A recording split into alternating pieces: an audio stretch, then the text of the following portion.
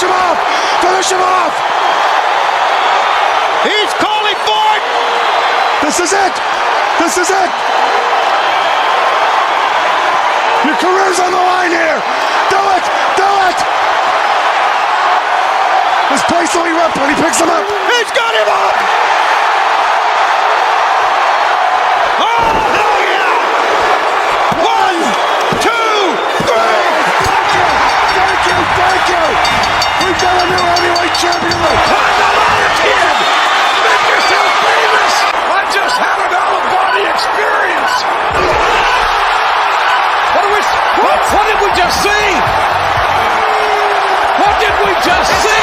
He got him in a power slam! He got him in a power slam! He got it! Simmons got it! Simmons has won the match! Simmons is a champion! I've always maintained that reality is for people who can't face drugs. Shit is about to get real.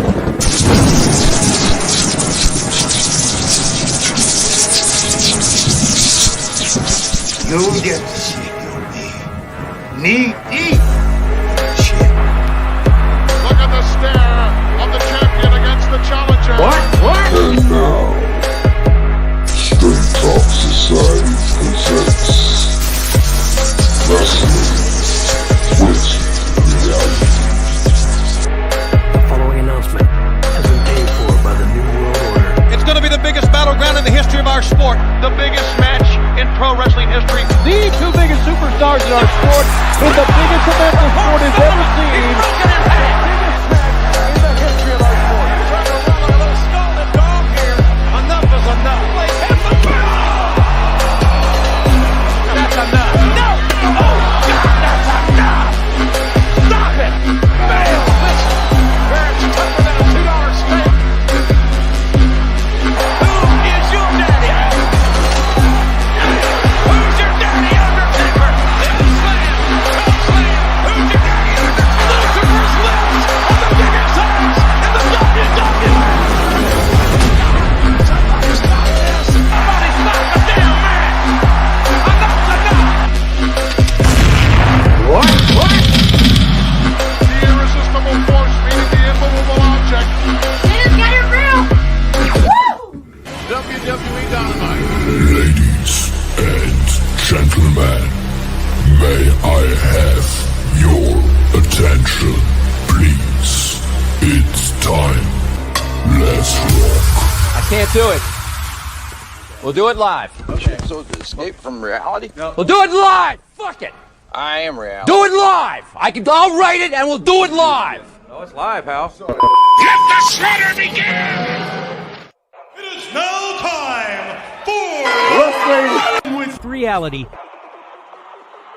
I have come here to chew bubblegum and kick ass. Junior, look at this. And I'm all out of bubblegum. number one to be the man, baby! You have to beat the man! Heavyweight champion of the world. The time is now. Reality has become the present, and the final lesson of the pain game has begun. Have you ever heard a joke like that in your life? You are gonna wrestle my ass for the world title! You will have to kill me to keep me from killing you! Woo! The 90s have been referred to as the reckoning with truth. In the 80s, everything was clouded. Nobody ever told the truth. In the 90s, the way to go is flat out. Tell no lies. That's the way we're gonna do it. When you hear something from our lips, truth it may be, and as much as it may hurt, you can count on it being exactly the way that it is. We want the gold, sucker! Hulk Hogan, we coming for you, nigga!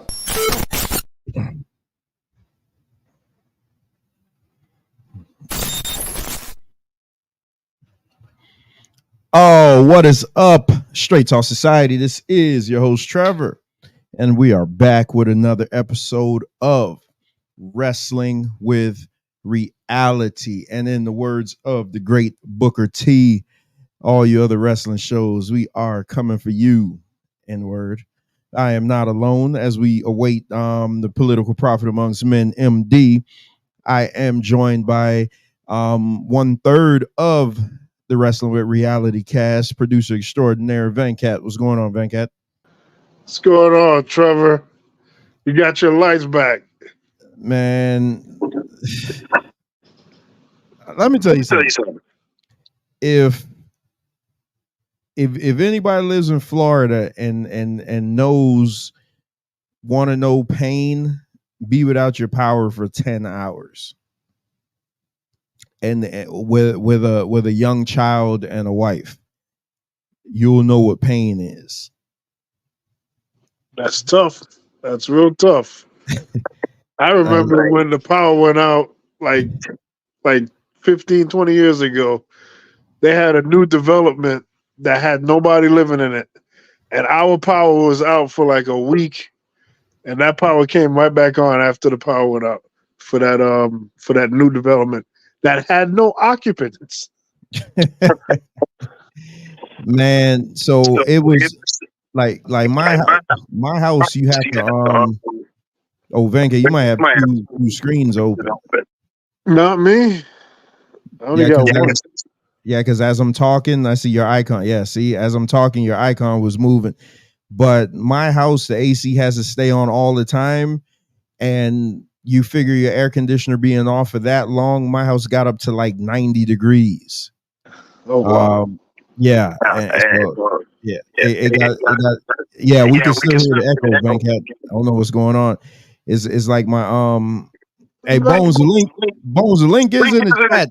If you want to come on and join this AEW show.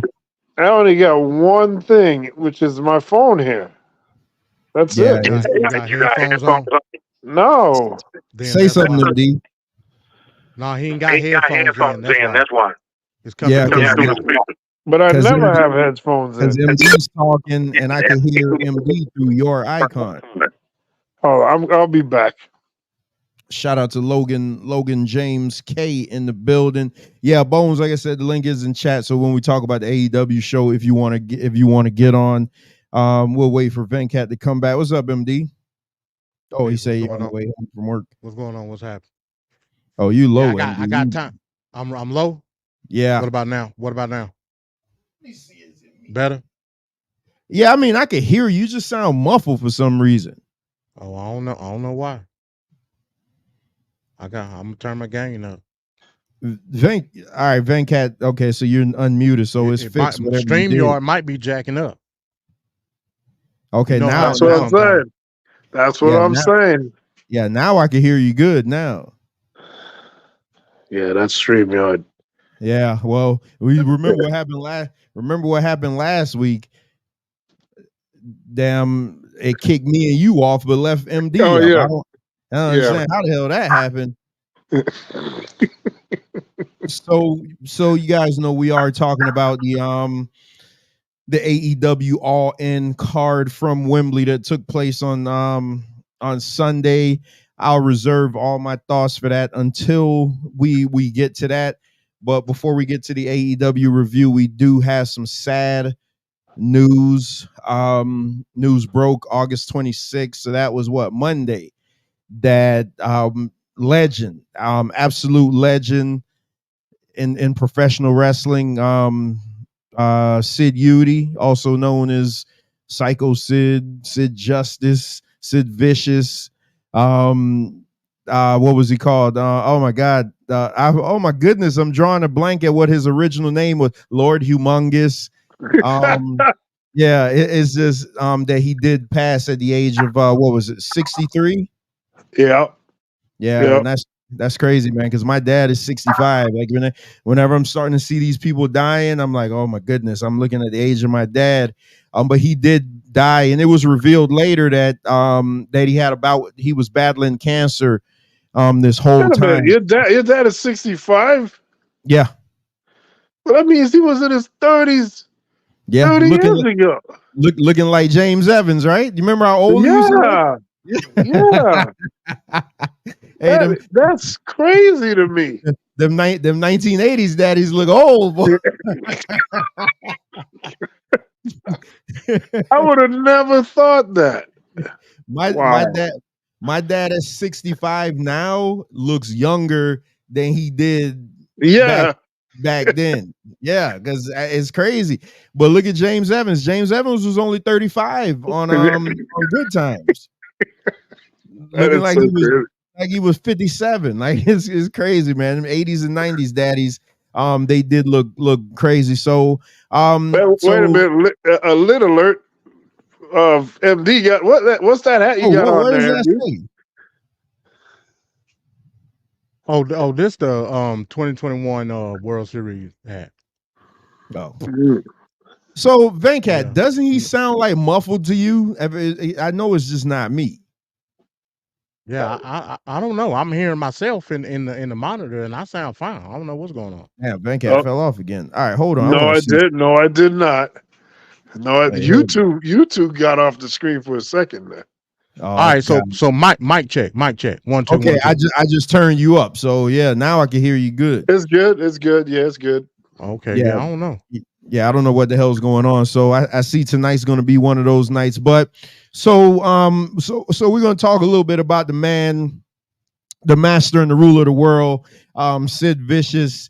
But before we do that, in this power outage that I was in last night, I was able to put together a little something for him, just a tribute to Sid Vicious. And then on the other end, when we get back, we'll give our thoughts on his career.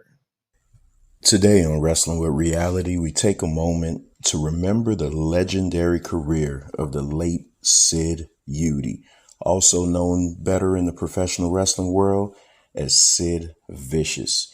Known for his immense presence, raw power, and intense charisma, Sid was a force to be reckoned with in every ring he stepped into. From his days as a dominant champ in WCW to his impactful run in the WWE. Sid's legacy as the master and ruler of the world endures in hearts of wrestling fans. Today, we honor his contributions to the sport, his unforgettable moments, and the passion he brought to professional wrestling. From the Straight Talk Society and Wrestling with Reality, we bid you farewell. Rest in peace, Sid Vicious.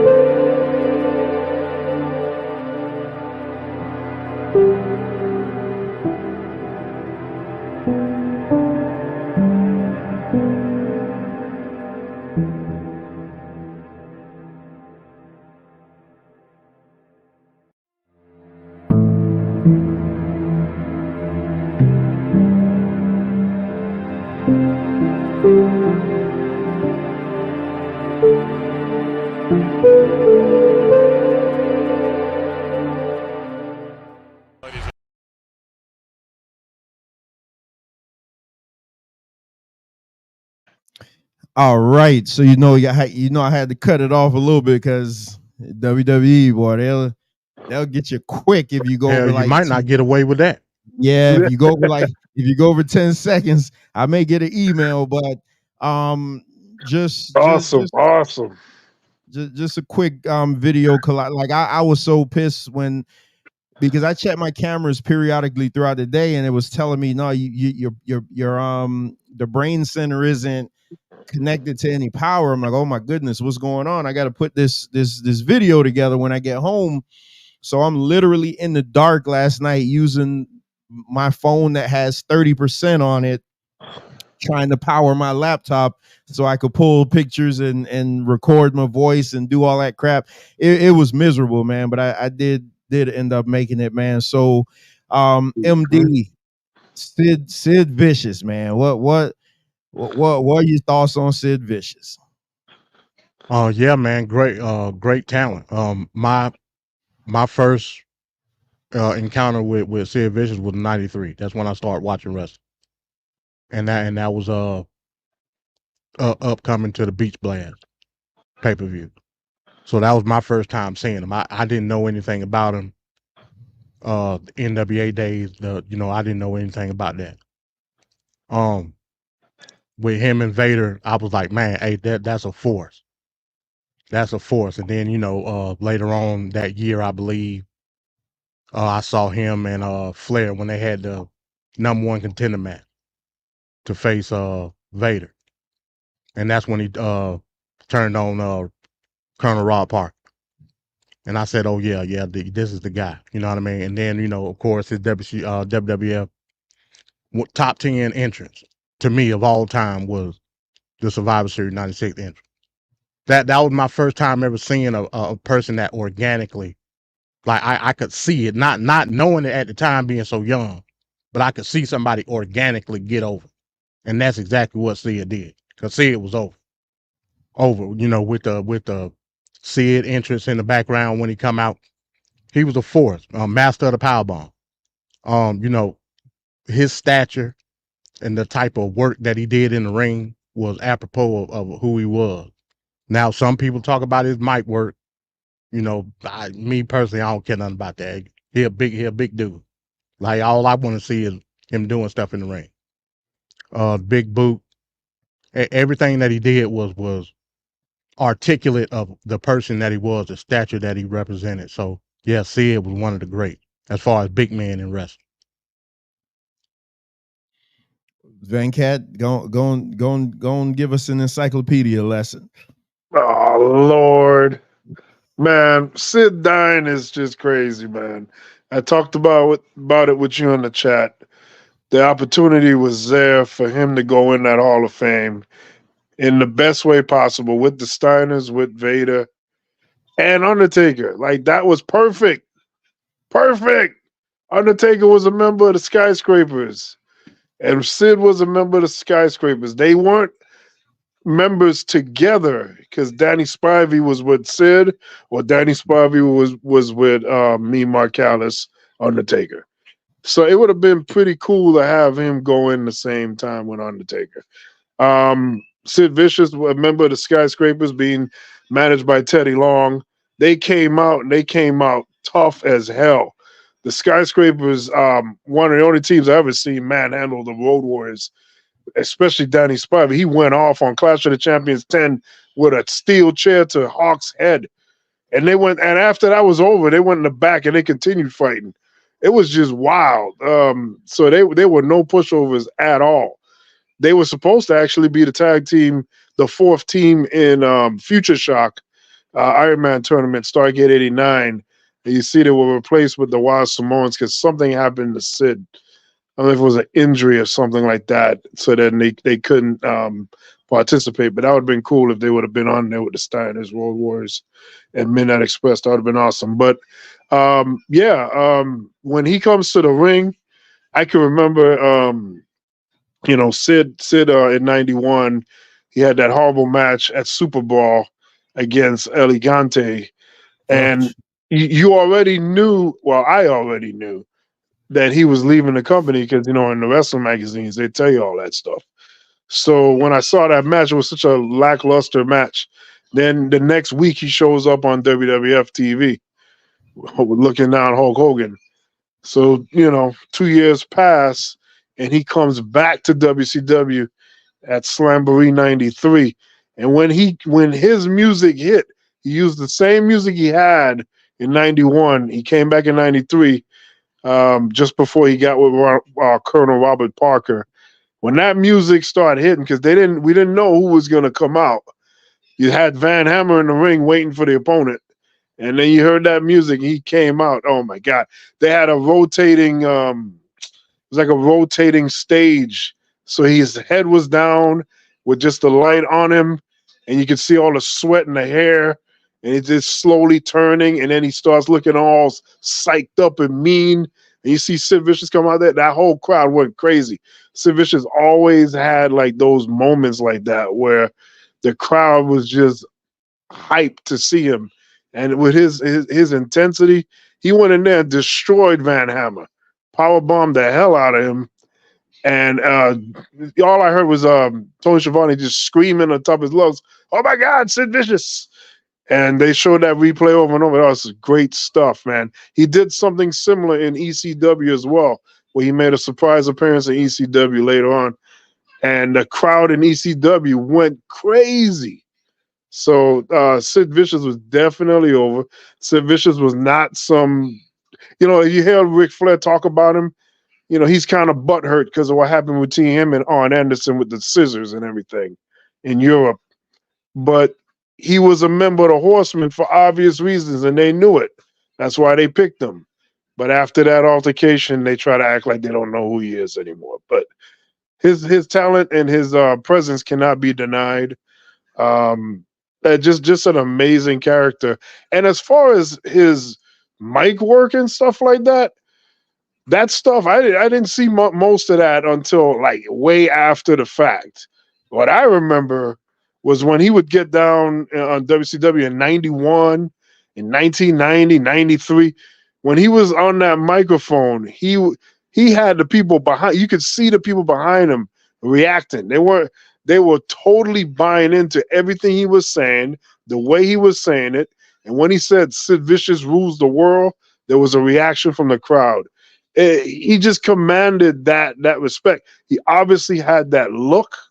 He had that charisma on the mic. Now, yes, he did mess up against Kevin Nash, and Scott Hall forever laughed at him on Nitro. And we all know about the whole, it's in the beginning of the promo of Wrestling Reality. Let me start over. We're live, pal. Oh, man. But other than those things, I mean, I remember Sid Vicious when he was on a mic. He had a hell of a way with the mic. It's unfortunate he had those mishaps, but it doesn't overshadow a great career, a great individual presence, and the tag team with him and Danny Spivey was a hell of a tag team, man. There was an angle in 1990 where Sid Vicious got jumped by Mr. Hughes, aka the Big Cat, and Motor City Madman or whatever his name is, and they jumped him on TV. They had a match where Sid was going in with a mystery partner at Starrcade 90. Sid came out, and you saw Danny Spivey reunited with Sid Vicious for the first time in a couple years. That was a quick ass match. They beat the hell out of them. It was nice. They did a double power bomb. Awesome stuff, man. I can't say enough good things about what Sid Vicious did. And he's not only, he's that guy that is mean, tough, real badass, but in real life, one of the nicer guys that you could find. You could hear Booker T talking about it. You could hear how he helped Harlem Heat. He let them stay in his apartment for free for a few months, like 4 months, just so they can get their way. He helped them get into WCW. That's why the first time you see Harlem Heat in WCW, they were in the main event, Fall Brawl War Games, Sid Vicious, Big Van Vader, and the Harlem Heat versus Shopmaster, Sting, Dustin Rhodes, and we know what happened with Shopmaster, but still. It's great stuff. That guy needed to be respected better than that. And I think WWE needs to do a better job of recognizing the guys that are still standing, seizing a moment right now and letting them have their moment. Because if we switched out Vader's already passed on. I would have rather Sid at least being able to go up there. And he died from cancer, so I don't know what kind of condition he would be in to do that. But it's just sad that this happened. But hopefully people will start recognizing Sid Vicious for what he truly was, which was an awesome force in professional wrestling. Shout out shout out to Ryan Armstrong in the building, Temple's Learning Tree. So 26 minutes in, and y'all gonna hear it already. I agree with Venkat as far as the Hall of Fame. I think this is gonna be the moment now that Triple H is like, all right, enough of this shit. We got to put these guys in now, because the fact that Demolition still isn't in the Hall of Fame is got to be the craziest thing that I've ever seen in my life. But we know that's a Vince McMahon thing. Sid Vicious, I put the link, I put the screenshot of his tweet from, what was it, end of July, where he was actively petitioning to be in the Hall of Fame. I mean, because I had never heard anything of him being sick, but he was saying, hey. Well, that's something I'm not sure about, because according to the things that I'm seeing, they're claiming that that's not Sid Vicious, that's somebody that has some other account that's just, tweeting like as if they're Sid Vicious. I don't know about that one. I don't know. I don't know about that one, because there's very specific things that he says. Because I've been following that account for a few years. I like what Temple Learning Tree said. If you aren't subscribed to the station, to Straight Talk, that doesn't work for me, brother. Appreciate that. So whether it's him or not, the fact that Sid Vicious was at the time and never got a call for the Hall of Fame is egregious. Yeah. So what me and Venkat were talking about doing is pulling up the actual Hall of Fame list. We're not going to do it tonight, but yeah, I want to pull up the actual Hall of Fame list, and I'm going to take everybody out of the Hall of Fame that doesn't deserve to be in there, which means I'm going to take out about 70% of the people. Because the WWE Hall of Fame is a sham. It's stupid. It should be better than what it is. But when you wait till Vader dies, then you put him in. You wait till China dies, and then you put her in. The list just goes on and on and on and on and on. I can't. Because I want to talk about Sid, so I'm not even gonna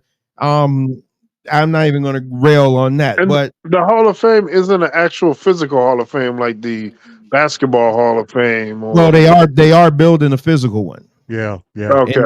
In Riyadh, they've already broke ground on it. Yeah, that's ridiculous. They're gonna put it out there. Yeah. That's that Saudi money. Every great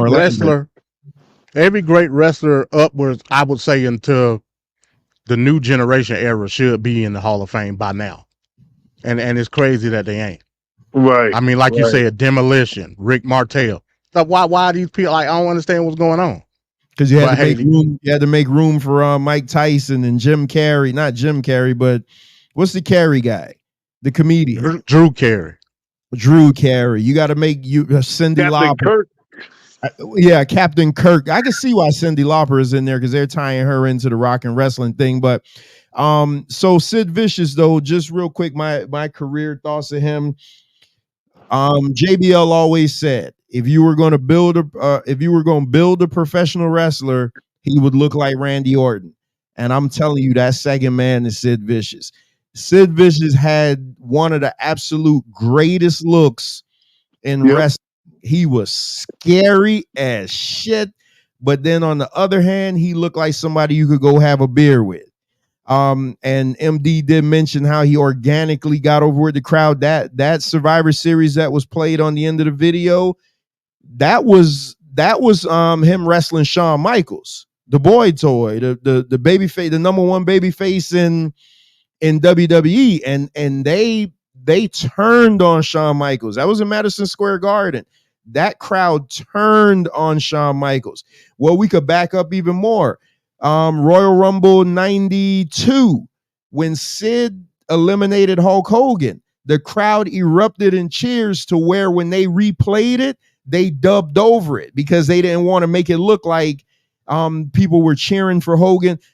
Sid organically, when he would come out and do the fist bump and things like that, the power bomb. I remember they did a compilation where all he was doing was just power bombing people, and it got to a point in his run up against Hulk Hogan where he would put like the airplane spin on it, and he'd just be throwing these jobbers all over the thing. Man, his WCW run, I did put the picture of him power bombing Brian Pillman just because I know they vilified him for it and called him unprofessional and this and that, but in the moment, I don't think he went in there with any malice to be like, oh, I'm gonna try to hurt this guy. So I don't want to hear that. And to Venkat's point, I never heard anything bad about him, with the exception of the scissors thing, which everybody that I hear talk about it, the Horsemen started. They never, it's like they never liked him for some reason. And I'm gonna say, controversial opinion, his version of the Horsemen is only second to the absolute original. But that Barry Windham, Arn Anderson, Ric Flair, that was the absolute best besides the original version. Well, the Horsemen have a problem with the young studs. Look at what they did to Luger. Yeah, like, that's much of hating right there, man. Yeah, because wrestling has always shout out to Mike in the building. Wrestling has always been always been like a good old boy network thing, and they want to hold the young guys back and Sid. Yep. Okay, let's call it like this. Look at the Horsemen. I love them, greatest stable ever, but look at those guys, and then look at what Sid looks like. Yeah. Players preaching the whole time, I got all the women, I got this, I got that. If the women see Ric Flair and then they see Sid, who the hell do you think they're gonna go for? I mean, come on, man. It's like so a lot of that is that, man. But Sid, I'm more pissed about him not being in the Hall of Fame, because now I feel like if they put him in next year, it's just gonna be too little, too late, man. It's not. It's tainted. He needs to be there to accept the award, man. When you hear these. Look at the Steiner brothers. Scott, not Rick Steiner, because he never really had no heat with WWE, but Scott Steiner had a lot of heat with WWE. But he did an interview talking about his WWE Hall of Fame thing. They love that stuff, man. Those guys live for that. And you take it from them and you wait until they die. Like, the only people that should go in the Hall of Fame when they die is Vince McMahon. And well, at this point, they probably won't ever put him in. That ain't gonna happen. But if anybody needed to go in posthumously, it would have to be him. Nobody else. You shouldn't be waiting until these guys die. Let them enjoy their moment, man. Like, just let them enjoy their moment, man. It's ridiculous. But 63 years old in the grand scheme of things, like I say, man, my dad is 65. That's young, man. I'm 44. Like, I'm 20 years away from that. Like, that's crazy. It's very young for somebody like that. 20 years go by quick. Yeah. Oh, tell me about it. Somebody in the chat said earlier Ryan said that he loved when he came out to fight Heath Slater. I love that. That's when they were bringing all the legends back every week to fight Heath Slater. Vader came back, Doink. I loved when Sid came out, man, because it's just, he didn't really change. He just looked a little different, but he really didn't change, man. Sid is absolute prototype for what you want a professional wrestler to be. I loved him. I thought he was awesome. And you guys talk about his mic skills. I thought his mic skills were fantastic, man. Yeah, like WWF, they were real good with that gimmick. When he just went crazy, and he'd be the one that comes to my mind is when he's when he said, "Tell me a time." He was like, "Tony, what is it? Because I'm not a movie star like the great Hulk Hogan." And he's sitting there ripping the paper. Oh man, if you didn't want him to destroy Hulk Hogan after that, you don't have a soul. Sid Vicious, man. I don't know what else. They may put Sid in with Dan Spivey and the Sky. Sid needs to go in on his own. I'm honestly, I'm not in any rush for Dan Spivey, because Dan Spivey didn't do enough. The Waylon Mercy gimmick would have been great, but it didn't go long enough. But Venkat, I do want to ask you, Sid and Dan Spivey or Mean Mark and Dan Spivey? I say Sid and Dan Spivey were the better of the two. That's the original Skyscrapers. Yeah, I mean, me and Mark, he was the replacement when Sid wasn't available. Sid and Dan Spivey is just an awesome thing. Dan Spivey's a badass himself. Yeah. I mean, my God, the way he stood up to the Road Warriors, my goodness. He did not care. Sid and Vader, when I in 1993, Sid and Vader against Sting and the British Bulldog. What does Sid and Vader call themselves? Weren't they like the Masters of the Power Bomb? Masters of the Power Bomb. That's what it was. It was awesome, man. That like you can't. And that was supposed to be the main event of Starrcade '93. That was supposed to be the main event. Wait a minute, what was the main event? Ric Flair against Vader. It's supposed to be Sid and Vader, but then he stabbed on Anderson. Okay, yeah. That's when they fired. They needed a replacement, so that's when Ric Flair got put in. Yeah, I think Sid was going to win it too. Yeah, they absolutely were going to put the belt on him. But they had to do break glass in case of emergency and bring Ric Flair back in. But I just think, man, last week we lost one of the Wild Samoans. This week, Sid Vicious. Well, don't forget Kevin Sullivan. Oh yeah, Kevin Sullivan. Yeah, they always say threes. Man, our childhood is just slowly going away. Yesterday, I was watching Survivor Series 87, the first one. And I'm looking at the people in the ring. It's like it's a 5-on-5. And out of all 10 of the guys in there in the main event, Hulk Hogan was the only one alive.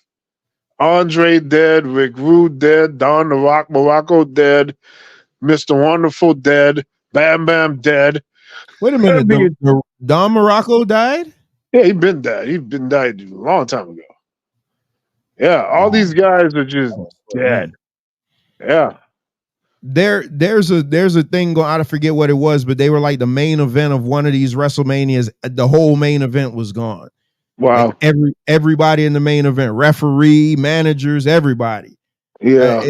It's crazy. It's funny today. I had on my Voltron shirt. I wear like old school cartoon shirts and stuff. I had a Voltron shirt on today.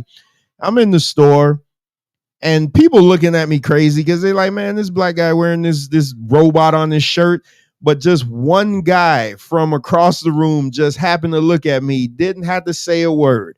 All he did was nodded his head. And I not because it's some stuff, man, just tie you together. And wrestling is one of them. Y'all see how Venkat was able to just start spewing off all this Sid stuff that he didn't read. That is the reason this show even started. This is the reason the Straight Talk Society even started, because we did a podcast one night and we were talking about Wrestle War 92. And we were like, boy, you know what? This would be funny if we made this into a show, and that's when we ended up going over to the other channel. We won't talk about that, but that was a genesis of this, because we were talking about wrestling. Like, wrestling is life. Who was it? Mike, somebody sent me something the other day and they were like, man, does everything include wrestling? Because it was something, it could have been Mike, I forget who it was, but it was something at some convention, some political convention, and they were doing their wrestling antics. And I was like, man, wrestling is life. Everybody mimics wrestling. Wrestling is the one thing that everybody hates to admit that they love, but they all secretly love it. Like, it's crazy. It's ridiculous. I got my Cody Rhodes shirt on right now. It's stupid. Like, wrestling, Americana, man.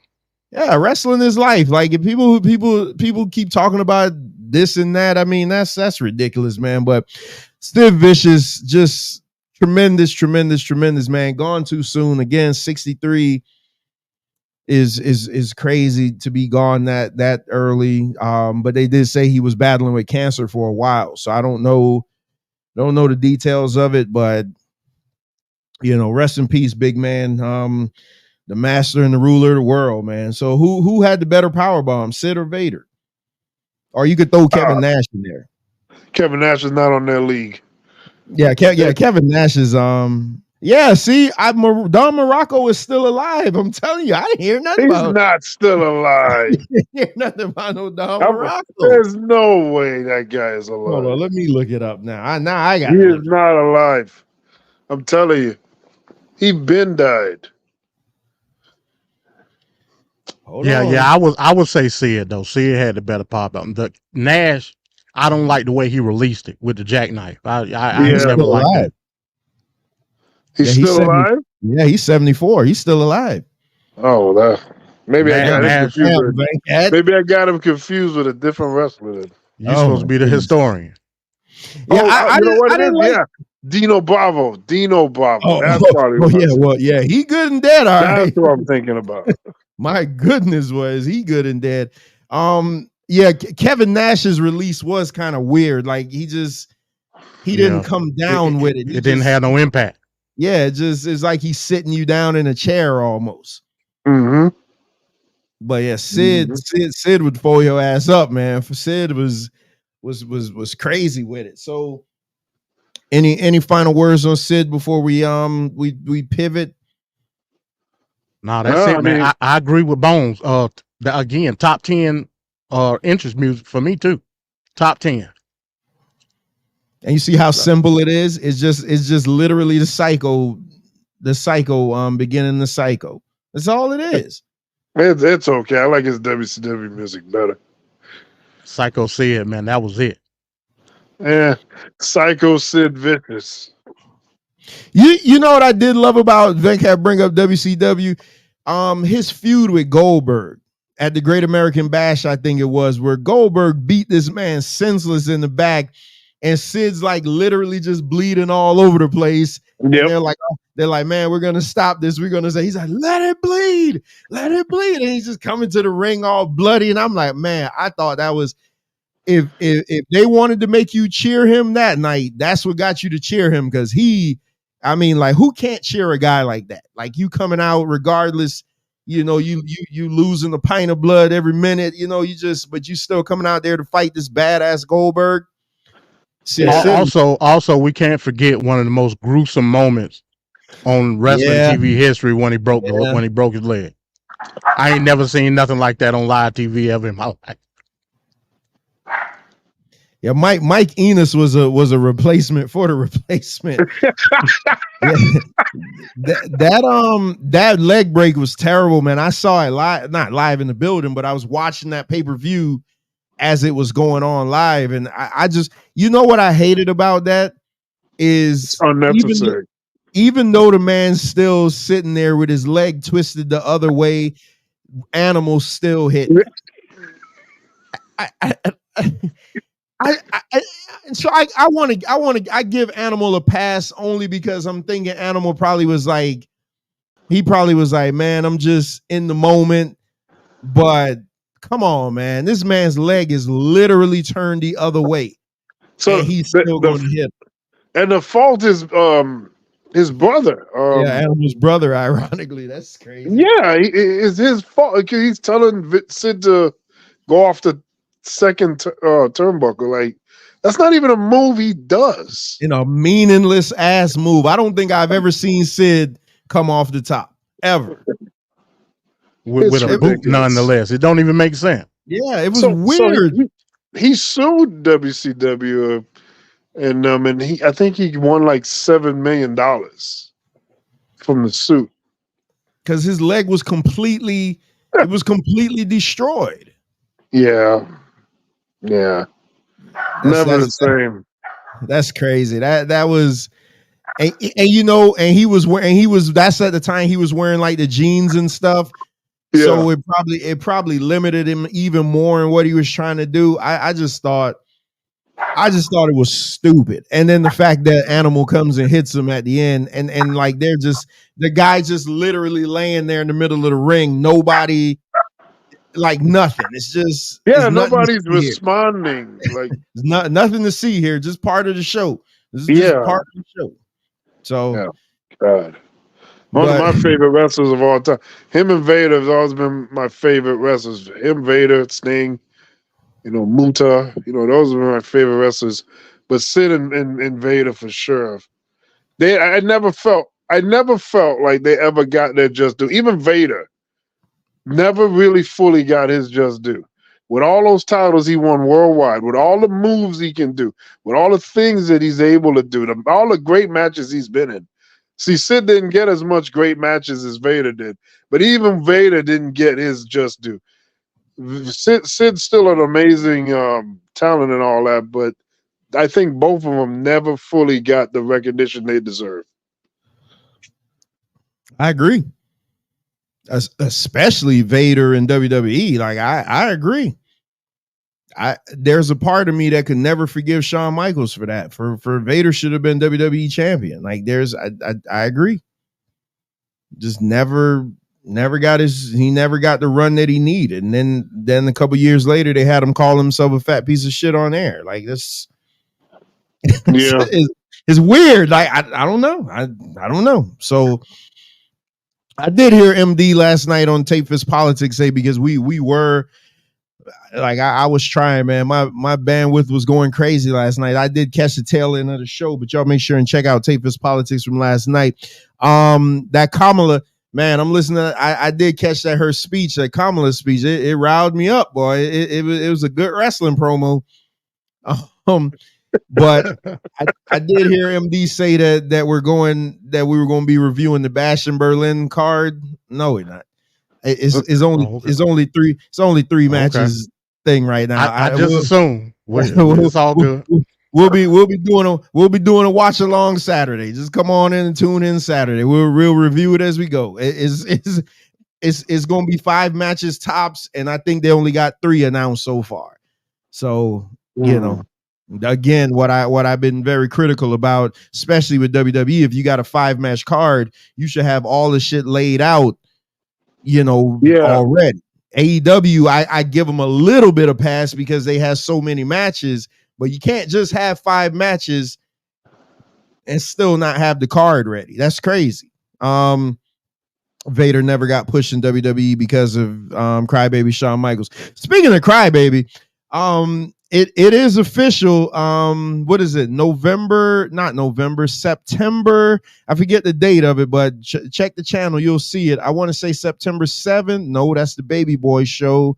No, the Baby Boy show it is September 7th. So September 7th, right here on this station, we will finally do Bret Hart's WCW run. I already got it. There you go. Listen, I already got it. Let me give you a sneak peek, because it's already set. Like, I already got it done. It is already done, completely done. So we're ready to go. We just waiting for the day. Bret Hart's WCW run. Oh man, it was shit, bro. Like, it was shit. You make it seem like it's the worst thing ever. Like, come on now. You know what? And I'm only gonna put him out there just because that's my cousin, so I could do it. Bones told me, he said I agree with you as him being a C+ player if you basing it off of his WCW run. I don't know about that run, Van Cat. When I go through this list of shit that they had this guy doing, you're gonna be like, oh my goodness. And there was things that I made up in my head about his run, about how great I thought it was, until I really did the research. I'm like, wait a minute, he never did that, or he wasn't part of that. What am I doing? Yeah, it's not good. It's nothing to write home about. So it's not Bret's fault. It's not his fault. I don't know about that one, MD. I'm contrast the level of talent that he was getting put in the ring with. As a top guy. You want a little teaser? Listen to this. Go ahead. I'm gonna just give you just a little teaser. Just listen. What are we doing? I think in his mind, and I'm pretty sure I'm right about this, his hatred of the WWF was greater than his love for what he was doing now. Right. He was just really pissed off. And I don't disagree with that. I'm just giving you that teaser. That's it. Hey, listen, y'all know me when that makes sense. That makes sense. When y'all hear me say, when I put these shows together, these shows are thoroughly put together. And I'm just still trying to find the clip of Tony Schiavone on air saying, "Man, we made a mistake with Bret Hart." It is on there. He said it on air, and for some reason I can't find it. But Bret doesn't ever say anything that is wrong on his end. He always says WCW doesn't know what they were doing. WCW is a horribly ran place.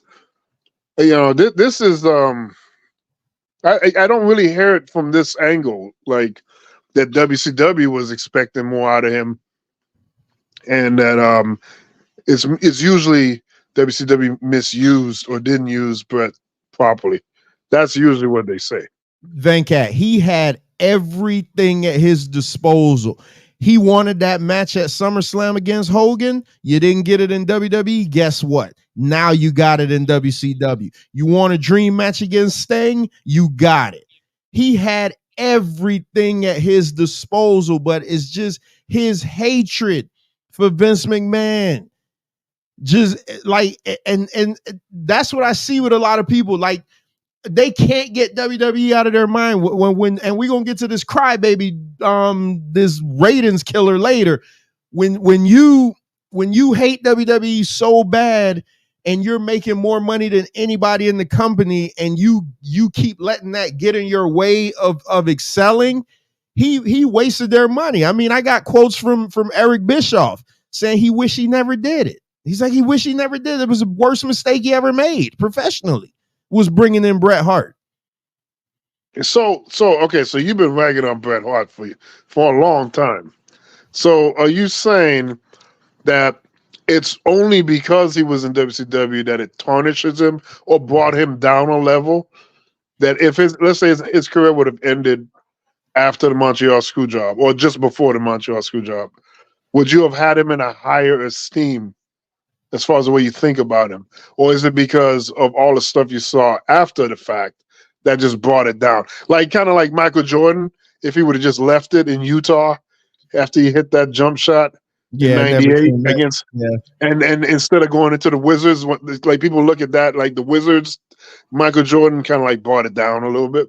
Is that what you're saying? So when I call him C plus Bret Hart, that's literally just to mess with Bones. I would be crazy to say that he's an average wrestler. And the reason I say that too is because that's what he says about Triple H, and that's just stupid. So I'm by proxy of Triple H, because y'all know, my love affair for Triple H. I'm not gonna let Bret Hart disparage the good name of Triple H. So. But Triple H is not better than Bret Hart, though. You know that. Right? Wrestling. I don't know about that. Wrestling wise, Triple H is not better than Bret. Wrestling wise, he's not better than him. But nothing else. No other tangible is he better than is Bret Hart could even tie up Triple H's boots. None.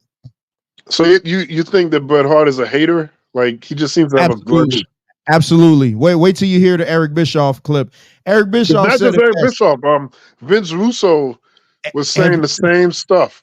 Venkat, if nobody has anything good to say about you, at some point, isn't it you? Eric Bischoff said that he's never seen this guy happy. You got this beautiful wife. You got all this money. Just ride off in the sunset. Stop being such a miserable man. You got a legacy. Vince McMahon killed his brother, so that's going to kind of piss you off. Oh, whatever. I mean, and he still came back and did business with Vince. So what did I say about him? He's just trying to get over the hate episode. I bet. But no, so to answer your question, though, the C plus thing is just me digging at Bones. That's all that is. But I think Bret Hart was the beneficiary of the steroid scandal. Right. Had it not been for the steroids, okay, I said it in one of my lists. British Bulldog would have had the same, if not better, run than Bret Hart did if they would have said, okay, let's replace Bret Hart with British Bulldog. I don't know, because British Bulldog was hitting those drugs hard. So I don't know if he would be there. Okay. Bret Hart wasn't doing drugs. Yeah, we could do that all day. I mean, if my aunt had a pair of balls, she'd be my uncle. We could do that all day. British Bulldog. British Bulldog was awesome, man. And I think we you remember he's great. He did the match with Brett high as a kite. Yeah. Hey, but that could be more Brett though, because Brett is such a ring general. He made that match. Bret Hart is Ric Flair. Yeah. And I think Ric Flair is the best, but Bret Hart is Ric Flair. He's the beneficiary of being such a good wrestler. Bret Hart, Mr. Perfect, Ric Flair, Dolph Ziggler, all these guys. And the companies feed these characters to them that makes them look so much better than what they are. And so I'm not saying I can't give Bret Hart an A. In my book, Bret Hart can't get an A. He could be a good, strong B+, but he'll never be an A in my book just because he was the beneficiary of the steroid era. He never did the business like Hogan. He probably never did business even to Shawn Michaels level. Shawn Michaels don't have a level. No, you crazy. Shawn Michaels run was horrible.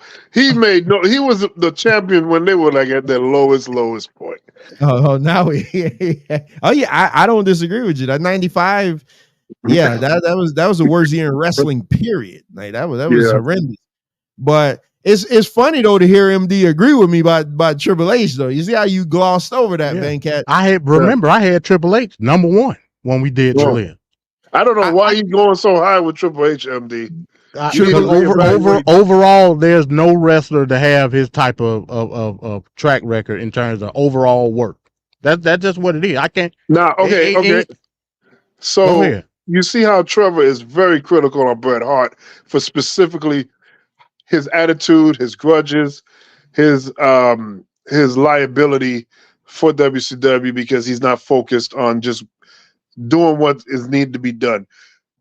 Triple H, remember his world heavyweight title run where he was just burying people and producing moments and matches that were god awful. This is Reign of Terror. There you go. Yes. What did he do beforehand to be the top guy? Is what I'm asking. Okay. The stuff he did with Mick Foley, Captain Jack, that's great. But even that, he had to prove something to get there. But I'm talking about him and Rock, him and Austin. Right. When all the guardrails were off, you got that period of time where he was just doing dud matches. The matches with Scott Steiner, you can't blame that on Scott Steiner. That's Triple H. Venkat, go back and watch those matches. Scott Steiner was hurt back then. That's when he had the drop foot thing. It was awful. And Triple H was hurt too because that's when he was wearing the bicycle shorts. And remember Triple H with Goldberg and the nonsense that went on there with Goldberg. That was ridiculous. He undercut talent that were trying to come up every chance he got. And it wasn't good for business, brother. It wasn't good. He lost to Chris Benoit 3 times and tapped out to him. One of the greatest main events of WrestleMania. Yeah, he lost to Batista. He put John Cena over a couple of times. I don't know. Yeah, I don't know. The guys that he liked. The guys that he liked. I don't know. The guys that he like. Venkat, there's nobody that has the tenure of Triple H. That time is a factor in this as well. Like we got to look at the extensive record that Triple H has as being the top guy. We got to look at it. So he gets an added bonus now that he runs the company. So now you could just add more to it. Now that gets a disqualification. You don't marry the boss's daughter. I'm talking about you're the greatest. That don't make no sense. Look, it's not even just that time period that Trevor's talking about, right? Which is the early 2000s. What about in the 2010s, the McMahon-Helmsley era, where they were just screwing people over? Didn't Triple H win a Royal Rumble like in the mid? Yeah, but that was storyline. You can't count the authority stuff based on the fact that he was in the front office at the time. I give you the reign of terror. You absolutely right with that. but It you can't doesn't. count the authority stuff. So you got a guy that's semi-retired taking the spot of the up-and-coming guys, winning the Royal Rumble, winning the world title, and just holding talent back. I think that you could definitely see Triple H being a liability to the guys in the locker room, man. I'm not dialed in on Triple H. Look, he did some good things, but he did a lot more bad things. So let me ask you this question. If Bret Hart would have never had to retire, don't you think he would have been in the same position? No, he would not. Nah. I don't think so. I just don't see Bret Hart doing what Triple H did. Hey, let me ask you a question, Venkat. Who do you think is the best wrestler in the new generation era of WWF? When you say new generation, you mean the new generation? What was that? 93 to what? 96? 96, yeah, right? The post Hogan era, yeah, 93, 96, 93, yeah, right before the Attitude. With that roster, who's the best in WWF? The best wrestler to me was Shawn Michaels. No. So who do you say, Venkat? Me personally, I say Bret. I'm gonna keep it real. I say Bret. Well, of course, yeah, that's an easy. Okay, all right. Okay, I was just wondering. Yeah, that was easy. I don't know. Shawn Michaels is not all that, man. I think you undercut Shawn Michaels, man. Shawn Michaels. I don't. I'm just being real about it. So I'm the guy that admit that WrestleMania 12 main event was terrible. But that's just because it had no pinfalls in it, and that was stupid. But Shawn Michaels could have a match with anybody. Bret Hart, you always talk about the 5 moves of doom and everything from John Cena. So Bret Hart does the same thing. He gonna take that chest bump. He gonna hit you with the side Russian leg sweep, which is one of the best moves in wrestling. He's gonna do that elbow drop from the second rope. He is all. If you've seen one Bret Hart match, you've seen them all, just like Ric Flair. No, it's not the same. Bret Hart, he come on, man. His movement in that ring is poetry in motion. He executes. I don't want to do the pun, but he really does execute well in that ring. Where some guys, when they do certain things, it can be sloppy at times. Every single time, he nails it the way it's supposed to be nailed.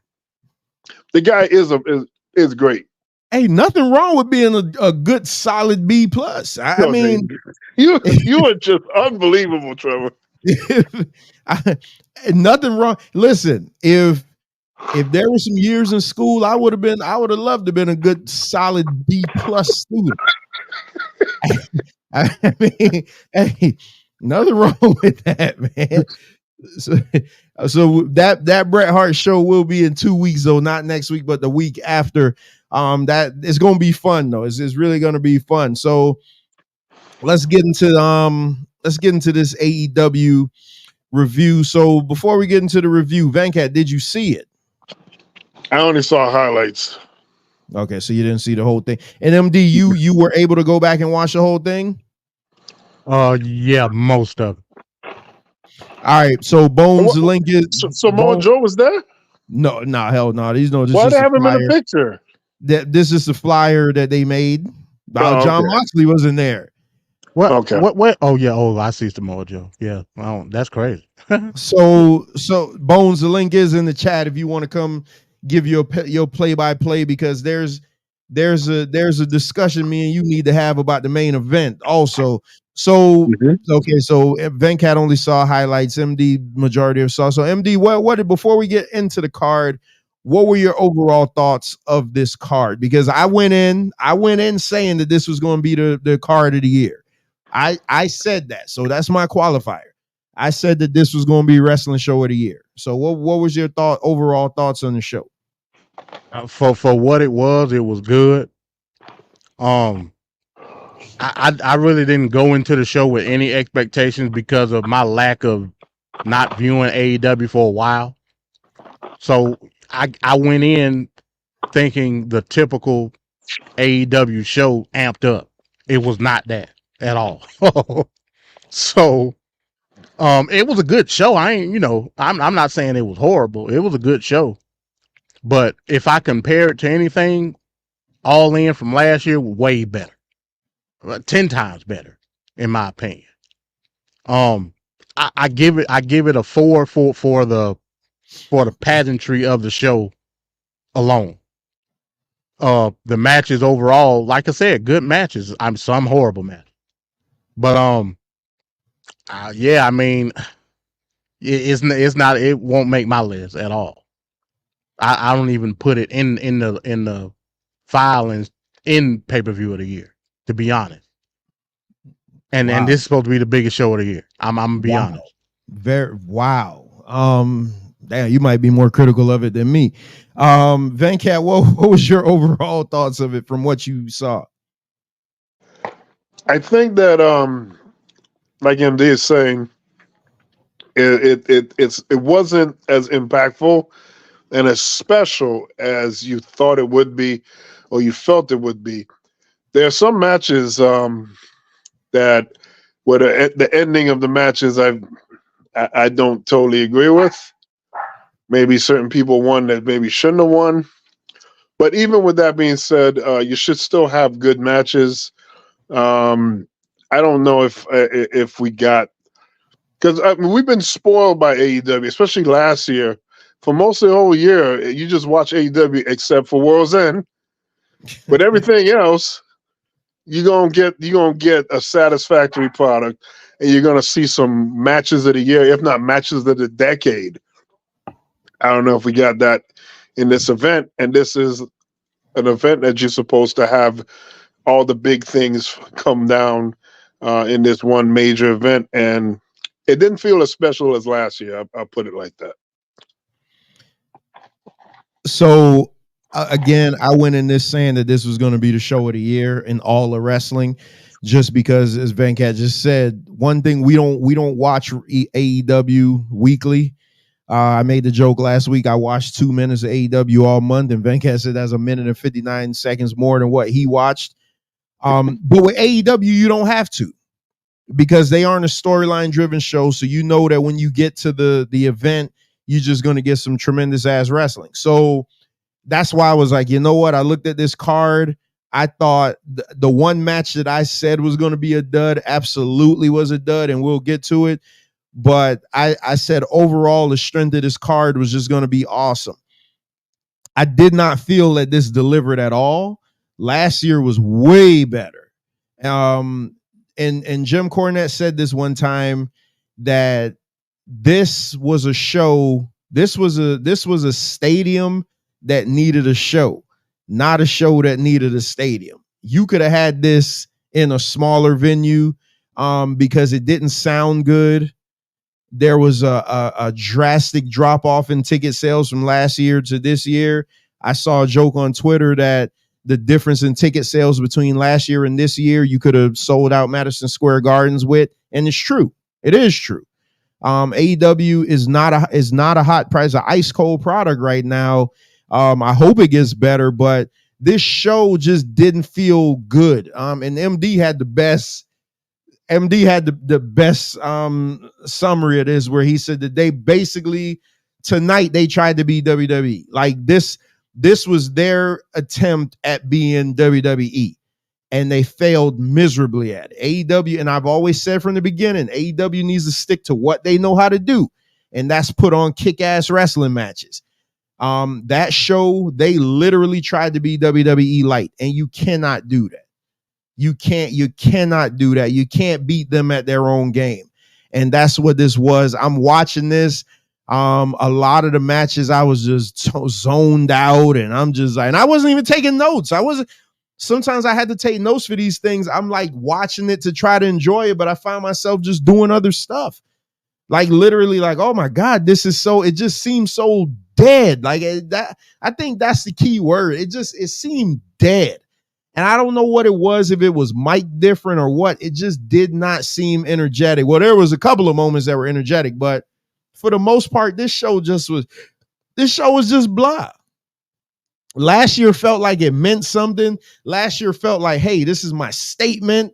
We're coming out. Here we are. We're the new kid on the block. This year felt like they've been here for 20 years. throughout the course of the stadium, you could see blotches of red throughout the stadium, and those were the seats. There were a lot of empty seats. It filled in. It was almost as if people were sitting down for a couple of minutes and getting back up. They had 80. They had 80,000 last year, right? Yeah, 80, according to them, yeah, 80 something odd thousand. Yeah, I give them 80,000. This year, WrestleTix had it at 55. Yeah, and you could see the blotches. They were clear. Like they wouldn't try to. I guess they really couldn't do any camera work with it, but you could see it even in the lower levels, even on the floor. It was plenty of empty seats. And like I said, you would see people get, like, for whatever reason, people get up, go to the concession. I don't know, but throughout some matches, like it looked pretty bad on TV. Yeah, well, it's clear that they needed a different location. Why the hell did they have to return to the same venue 2 years in a row? This is not WrestleMania 4 and 5. They're coming back next year too. You see, that don't make sense. Well, they said 26 on the thing. I thought I saw 25. Yeah, it said 26. So I don't know what's going on for next year. Bones, maybe you know where the location to be at next year, but I definitely saw something that said 26. All in London. It better not be 26. Why not just go to Saudi Arabia? Go to Saudi Arabia if they're so and they're doing Forbidden Door next year in London. Yeah, why? I don't know. Door, but WrestleMania is coming to the UK in 26. They better not go there in 26. They won't get nobody. Yeah. I agree, Venkat. I think because I think they were banking so much on the hype of last year that it was like, oh man, if we come back next year, that's why they announced it a whole year in advance. That's literally why they announced it a year in advance. Next year will be in Texas, so they aren't going back next year. Where in AT&T Stadium? No, they better not be in no AT&T Stadium. No, come on, they better not do that to themselves.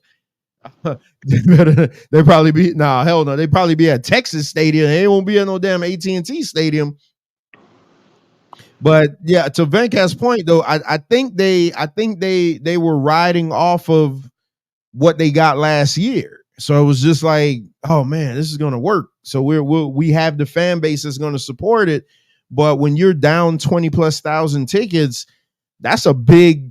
Venkat made fun of the few blotches here and there at SummerSlam, but that friggin' place was completely full. You're talking about a place that had 80,000 people a year ago, and now they're down to 55. What changed? What changed? Like, what changed? CM Punk left. Just that easy. I don't dispute it. Yeah, because CM Punk drawing all the numbers now, fighting over a 50 cent bracelet. Not necessarily because he's drawing numbers, but I guess maybe his fans I think that he's becoming a heel, and not in a good Mr. McMahon way. You know what I mean?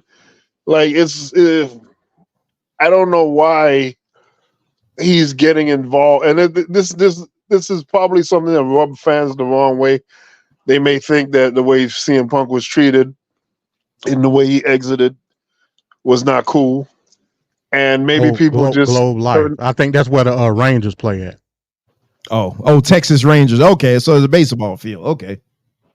Yeah, so they may just look at this whole situation. People may just turn their back on AEW. So what can they do? What can they do to, and this has been an ongoing thing from last year up until this point. I don't know what AEW can do to bolster their numbers. Like it's crazy. Immediately after All In last year, they do All Out in Chicago. From that point on, it's been low rating, low attendance. Like to me, it's not a matter of consistency. It's a matter of enthusiasm. I don't know where they could get that enthusiasm from. That's something that Tony Khan got to work out. But it's almost like he's lethargic at this point. And you know, he may be based on the fact that he may already got his Warner money. So he did have on a HBO Max hat. So I think they got the deal with HBO Max. I don't think they've said anything, but I think they got the deal with HBO Max. Well, they need to hurry up and say something to get people excited. They need a new narrative. But I don't think that's going to get nobody excited. That's going to make him worse because now he got guaranteed money. He got guaranteed money now. Yeah. But at the same time, though, Trey, you got to get it. Yeah, you got to be resigned. Also, you gotta play within the motions of what the TV viewers are right now. They just saw what WWE did with Netflix. They know what's about to get ready to happen. Right. That viewership wants on demand programming. Yeah, TBS ain't gonna do it. I'm sorry, it's just not. TBS TNT is not the move. Not if you want a consistent number from week to week. Now that ain't gonna be as measurable as what you're getting right now, but at the very least, if you got a surefire platform that you can at any point in time throughout your day, throughout the week, whatever, watch AEW, it's gonna benefit him. So hopefully that's what he got. I mean, we'll see. And I was only joking when I said I'm not covering them anymore. I mean, that'd be crazy. But that don't take away from the attendance to the weekly shows though, because that still ain't. You know what I'm saying? So I don't know. MD, they're drawing 2,000 people to shows. That's crazy, man. That's crazy. Like 2,000, like literally they're that's why it always seemed like on this show I'm coming off as a bad guy when I'm talking about them. I'm not. It has to be something else more than wrestling that grabs, and I don't know what it's going to take. Will it be Vince McMahon coming in and saving them? Like what could save them? I don't know what or who could save them. I don't know. I really don't know who. What other big name free agents are out there? They're gonna have to break the bank to try to get Becky Lynch. Like who could do it? Brock Lesnar. Well, Brock Lesnar sides with AEW. That's a huge deal. But then you know what? Then now that's gonna push 10 more wrestlers off of TV. Those 10 wrestlers ain't getting it done though, man. Yeah, well, I mean, shit, you got to have them on TV to give them a shot though. Yeah, it's crazy. They're never. They were supposed to be WWE. Shout out to Nerubin. They were supposed to be WWE's alternative, and they're literally doing things just like WWE. Literally, at least it seems like everybody does that. Like WCW did that, TNA did that. Like it seems like everybody did that. Like the NWA was known for being this hardcore wrestling, traditional style. This is the same thing with AEW and all these other up and comers. And then at a certain point, they find themselves bringing out RoboCop, bringing out all these other things because they're trying to have an entertainment value, but they just don't quite get it. Even WWE at times don't get it. ECW was the only one that didn't. They stayed true to themselves, right? Yeah, they stayed true to themselves. They never tried to be like WWE. Right, and that's the smart way to do it. They should know what they're bringing as a product and be that. You can't be Pizza Hut trying to make burgers. It don't make sense. Yeah, I have said it until I turn blue. Their wrestling is the best. As if you're talking about pure, just going in the ring doing moves, is the best. But that's not translating. I'll give my quick thoughts. Wish I was there this year. The build was better. Swerve got a huge rub up. No, Nerubin, wait till we get to that. I know Dynamite's coming on and you're gonna run, so you gotta listen back. That didn't look like no rub to me. Yeah, you got to listen back to at least the Swerve part, because I got some words for that. He ain't get no damn rub off of that. He ain't get an absolute thing off of that. But he got his ass sit right back down to the doldrums, and I got something to say at the end of that. So let's get through this card real quick. So like I said, WrestleTix did report this, and I watch WrestleTix and I agree with what they say. The current setup in the arena was for 54,817. They said 53,393 tickets were distributed, which is, I mean, hey, you could put 50,000 people in the building. That's fantastic. My only thing is you had 80 last year. Where's the rest of the people? What happened? And when did they change the setup for the venue? Like, well, hell, if they realize a year out that, hey, we're gonna set it up for 80, but 2 months, 2 months out from the event, they're like, man, these tickets not moving the way we want them to move. And it's funny, throughout the show, they never mentioned the attendance. Last year, they wouldn't shut up about the attendance. Throughout this show, they didn't mention the attendance one time. Last year, they wouldn't shut up about it. Oh, we're the highest watched wrestling show ever, blah, blah, blah, highest attended.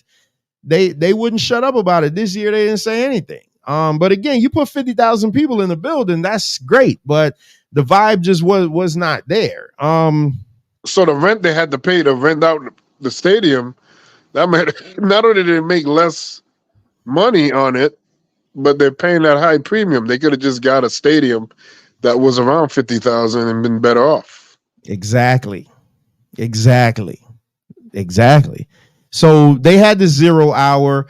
Now I didn't start watching until the Tony Storm match. So that's when I got home. So it's not that I purposely tried to miss it. I just wasn't home. So I missed this match. Did any of you guys see this 0 hour match with Willow Nightingale and Toruhime Ishii versus Chris Statlander and Stokely Hathaway? I didn't see any of the 0 hour. All right. You saw any of the 0 hour, Venkat? No, I was at work. I was at work up until 4:00. And I think this event stopped at what, 5 something? Yeah. So I will say that the pacing of this show was fantastic. This was the most unlike AEW show I've ever watched. The pacing was tremendous. I loved how after every match they throw the little lower third coming up next, this match, and they'd go right into that match. I was like, oh my God, this pacing is fantastic, because I know MD said it was going to be an all-day affair. No, they were out of there. They were out of there quick. I love that. Because I never felt like they just were wasting my time. So Willow Nightingale and Ishii won this match.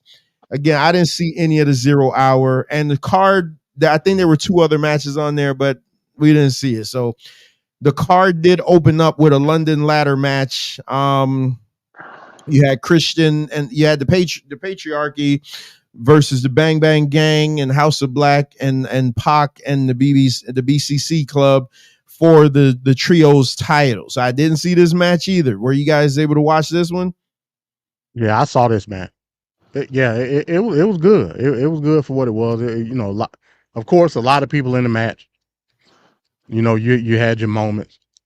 They even had a moment where Mother Wayne was involved in it, and they were Excalibur and them were trying to explain through trio rules somehow that she was able to actually win the match based off trio rules. So like basically trying to freebird it like mid match, you know what I'm saying? So she was climbing the ladder, but then Bang Bang Gang like got her down. She ain't take no bump or nothing. So it had its spot. It had its spot. I'm glad to see Pac get his moment. I don't think he should have pin, right? Well, another he got the belt. Yeah. He got the belt. Yeah, he got the belt. Yeah. But to me, I think Pac should have been in a bigger capacity at All In, since he wasn't there last year because he was hurt. So but I ain't like a singles match, right? Yeah. He should have been involved in some type of title match. But well, I mean, this is a title match, but you know what I mean. But I mean, yeah, typical spot fest, AEW. You had that it all and this is the crazy part. To me, it almost seemed like House of Black was an afterthought in this match, because it wasn't no big thing. And even after Pac won, Castagnoli and Willa Udo went out the ring, and he celebrated for whatever reason with House of Black. they shook his hand and put his hand. I'm like, what the hell is going on? So I guess House of Black cool now. I don't know. Like I said, I don't follow AEW that extensively to know, but I thought they was a heel faction. That's what I thought. So I'm curious to know what Buddy Matthews and Aleister Black's contract status are, because Buddy Matthews don't hide the fact that he want to team up with Rhea to go against Dom. Like, he don't hide that fact. He's always talking about that. And Aleister Black is married to Zelina, so come on, man. I couldn't have a wife like Zelina Vega and want to be in a whole nother company where we don't travel together and things like that. That would be like Montez working somewhere else and Bianca working somewhere else. That's crazy. Like, why the hell would you want to do that? So, give these guys. A minute. Say that again. Give them a minute. I'm sure by next year time it'll be like that. Yeah, yeah, right. These guys want to be with their woman, man. I just want to be with my woman. I can't do it. I can't. Montez Ford is completely overlooked in WWE right now. They're not using him properly at all. He needs to leave. And do what? Go sit with Keith Lee? He needs to bet on himself, like Cody. And go where Go to AEW and see if you can make something happen. Be the sixth man. Be the sixth man in a gauntlet match and become the afterthought. Yeah, he's got to give it a shot, man. He's only getting older. You got to do it now. You know what he's doing on WWE though? He's got his own TV show. That reality thing on Hulu. The guy is awesome though. He should probably be like I think they got a bigger plan for him, but he's gonna have to leave Angelo Dawkins. And I like Dawkins, but somebody's got to be the Marty Jannetty of the crew. Could you imagine how good of a match it would be for him and Cody Rhodes to go at it? That would be so. You didn't like Carmelo Hayes and Cody Rhodes going at it. No, I don't like that because of the way they did it on TV. This guy fresh off of NXT, friggin' Montez Ford been in the main roster for years now. So I'm just saying, let him have a solo run, let him build himself up, and like within a year's time, let's see what he could do, and maybe he can win the title. But that would have been much more to look forward to. I would love to see them two fight. I would love to see him beat Cody for the title. Hey man, John Moxley is back with AEW and now he's completely bald. So he finally cut the skullet off, huh? He got a bald. He like me rocking the bald head. I got to see what he looks like bald. But again, I didn't see this one. But the BCC club, Willer Yuta, Claudio's another one that he went to AEW. He's getting more matches, but his stock hasn't risen one bit. I mean, again, he's getting more screen time, being on TV more. But if I told you Claudio, you wouldn't know who the hell I was talking about. If I said Cesaro, then you'd be like, oh yeah, the guy who does the swing. So I did come in on this match though for the AEW Women's Title. Timeless Toni Storm versus Mariah May. And I remember a couple of months ago when we were trying to figure out who was going to take the belt off of Toni Storm, I was like, boy, they might be building up Mariah May to do it. I was hoping that they weren't, but that's exactly what they were doing. MD, what did you think about this match? Because this was one of those matches. So the online consensus was talking about how great this match was. I just didn't see it. It just seemed so off. And it seemed so slow. It seemed like Tony had to slow down so much for Mariah. It wasn't it. It wasn't it. For me, it wasn't. It was just another blah match. I've seen Tony have a lot better. And now her losing, where does she go now? Because the way she exited the ring, it was almost like they were writing that character off. Like to bring her back as another character. You see that as like an emotional ending to the end of the match. I wasn't a fan of it at all because I'm like, man, Are they just gonna make her be back regular Tony Storm? I didn't like it. That this was one of those matches where I'm like, man, I just didn't like it. So what was your thoughts on this one, MD? I disagree with you, man.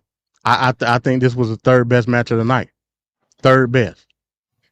This match to me was great as far as telling the story of Mariah May's ascension to the top, basically. And I love her character. Mariah May, as of right now, she's taking the reign from Tony Storm. She's beautiful, and she can wrestle. Mariah May can wrestle. I get it to her. I don't look at it as Tony Storm have to slow down for a lot of stuff. They gave Mariah May a lot of offense. At that point where she slapped her mama, I said, "Oh yeah, she healing it. So I love she that. healing That it was up." great. That was great. And it wasn't no tap either. She slapped hell out of her mama. Slapped the hell out. Hey, I liked the match, man. It was great. The power bomb off the apron was great. Mariah May got most of the offense in this match. I was surprised at that. Tony Storm, you ain't seen the last of her, bro. She need to go to her rightful place of the real AEW Women's Championship with Monet behind. That's where she need to go. They need to go and crank that up and just be real with it. But this is the AEW Women's title though. Again, man, blame Tony Khan for that. Blame Tony Khan for that. I'm talking about the TBS Championship. At this particular point in time, that's the Women's World Championship. The TBS title is the TV title. Not according to Tony Khan, it's not. Hell, you might as well call this the AEW Women's Television title, because that's what it is. I see what you're saying, because even look at the placement on the card. One thing exactly, about AEW, and we're gonna get to that. Yeah, one thing about AEW that I love, they place their matches in order of importance. And the fact that this was the second match on the card said a lot. Yeah, it's a travesty. It's a travesty. Crazy. Yeah, it said a lot that where they see their women's title over the TBS title. Because essentially what they did, they put a rising star in Mariah May in a position almost like an Intercontinental Championship. She gonna ride that title and build her character. And rightfully so. Do I think she should have won the world title? No, I don't. But I can see it. Yeah. Storyline wise, it makes sense as a continuity. So probably what you're gonna end up seeing is Mariah May and Mina Shirakawa battle it out a couple of times, and that should be great. Like I said, Mariah May to me is a great wrestler. Maybe me and you just look at it. She got busted open, and it looked great. And it looked better than the other busted open spot that we saw in the main event. So again, this to me, this was the third best match of the night. I'm gonna just be honest. It was great to me, and kudos for Mariah May building herself up to this point. So yeah, that storyline is tried and true about, your protege turning around and beating you. So storyline wise, it was a really good build. I got to go back and watch it because the consensus was saying it was really good. To me, I never got invested in it. It could have just been that where I just was not invested in this. You don't want to see Tony Storm lose. That's what it is. Well, yeah, I didn't want to see that. Yeah, yeah, that could have been it too. Because I said, if Tony Storm isn't the champion, that character doesn't work. That character works because she is the champion. Well, again, it's hard to say because, again, we saw that character organically get over before she was champion. So you'll probably see a different iteration of it. She'll probably go more like and they even like said it a little bit in the commentary. She might go like toward like a noir style now, where she might get a little bit more darker within that character. So Tony Storm is great, bro. She gonna make it work. Trust and believe that. She gonna make it work. Newman is saying that this is one of the greatest wrestling pay-per-views. Yeah, I see that. That's a big statement. Yeah, but you got to remember, Nerubin is 100% bleeds AEW.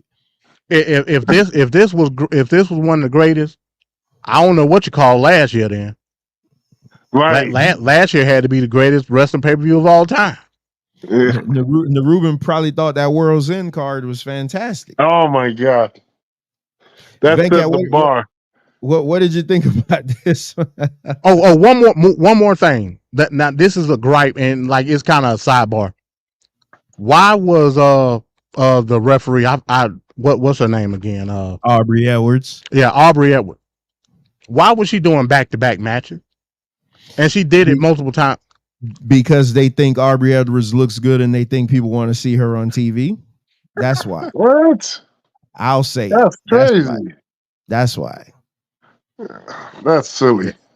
That's why. That's why she's always on. That's why she always doing these over the top counts and always trying to get herself over because somebody they say she looks good and they want her to be seen. That's all that is.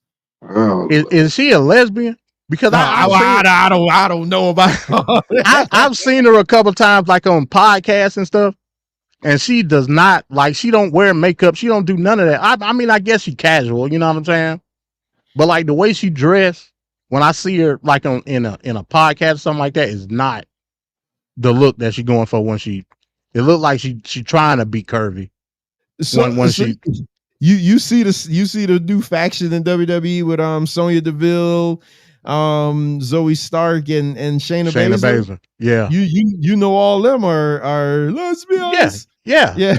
So it could be. I don't know. Well, they running the whole. I don't know. I'll back away from this conversation now. Man Talk Mondays at 6:30. Oh my God. Venkat, what'd you think about this? I don't got much to say. I like Toni Storm, and she didn't win. What do you like about Toni Storm? Exactly what part? I think she's just funny. I like that character, that black and white character that she plays. I think her mannerisms, her facial expressions, the way she just behaves, it's different and it's kind of cool. I like her attitude in there. And she has that weird body type. She's like a little Wolverine. It's weird to me. I mean, she do have a dumpy body type, but it's weird. And then when she does a pile driver, it looks so weird to me. So everything about her is just so funny to me. So I like. I love that. Storm Zero is awesome. Yeah, I love that, man. She is. Oof. Yeah. I guess she would be stocky. Like I guess if you do a body type, she's real stocky. Yeah. Which is a good thing. So I hope that this doesn't like send her character in this stupid direction and things start to fall off from there. Oh no, we know where her character's going. So somebody got to eat a pin. Somebody. So hey, now we need to do a Vince McMahon build up a heel factory for Tony Khan's newest toy so they could eat pins. Well, you know that's coming. Bone says nobody thinks Aubrey looks good. Hey, I don't. I'm just saying. Bone, shout out to Bone saying that Ruby Riott is the most unattractive woman in wrestling. They kind of look alike. I don't see anything. Oh my goodness, this show just associated. Like, my goodness, bro, man. So, yeah, we all were wrong because I think we all picked Toni Storm. Yeah, it's disappointing. So another is a match nobody asked for. Yeah, another just shit match. I mean, for the FTW title, you had Chris Jericho, the Learning Tree versus Hook. Even when they were doing Jericho's sing along, like Jericho sang himself down to the ring. Like there was no audience participation. And I know because he's a heel now, whatever, but they still, even when he was doing Judas Effect, those people were singing along to him. Nobody was singing along to this. I mean, there's one moment on this match that I guess for nostalgia purposes, it was okay, even though it looked as soft as I don't know what. You're talking about Taz. Yeah, that was Taz not even being able to fully put a full Nelson on whoever this guy is. Right. I know why they did it. It just, come save your son. What I didn't understand, the way when the match started, it was 3-on-1 for the entire match. And I'm just sitting there So like, why wasn't Taz intervening him earlier? exactly. I thought about the same thing too. That was kind of weird. It took him middle of the match to finally be like, well, hold on, man. This is too much. My little skinny kid can't take all Well, you can this. say the same thing about Sting. You can say the same thing about Sting later on. When Sting waited for the last minute. We gonna get there. The guy lost the match and everything. Now we want to come back. So what was you guys' thoughts on this match? I didn't like this, man. I don't know. I didn't like it. I just hope they don't no rematches. I just hope they just stop with this. Hopefully this over and throw the FTW title in the trash while you're at it. Yeah, get that off of TV immediately. Want to be $1 million Taz put title. him in the full Nelson and not the damn Taz mission? I don't know.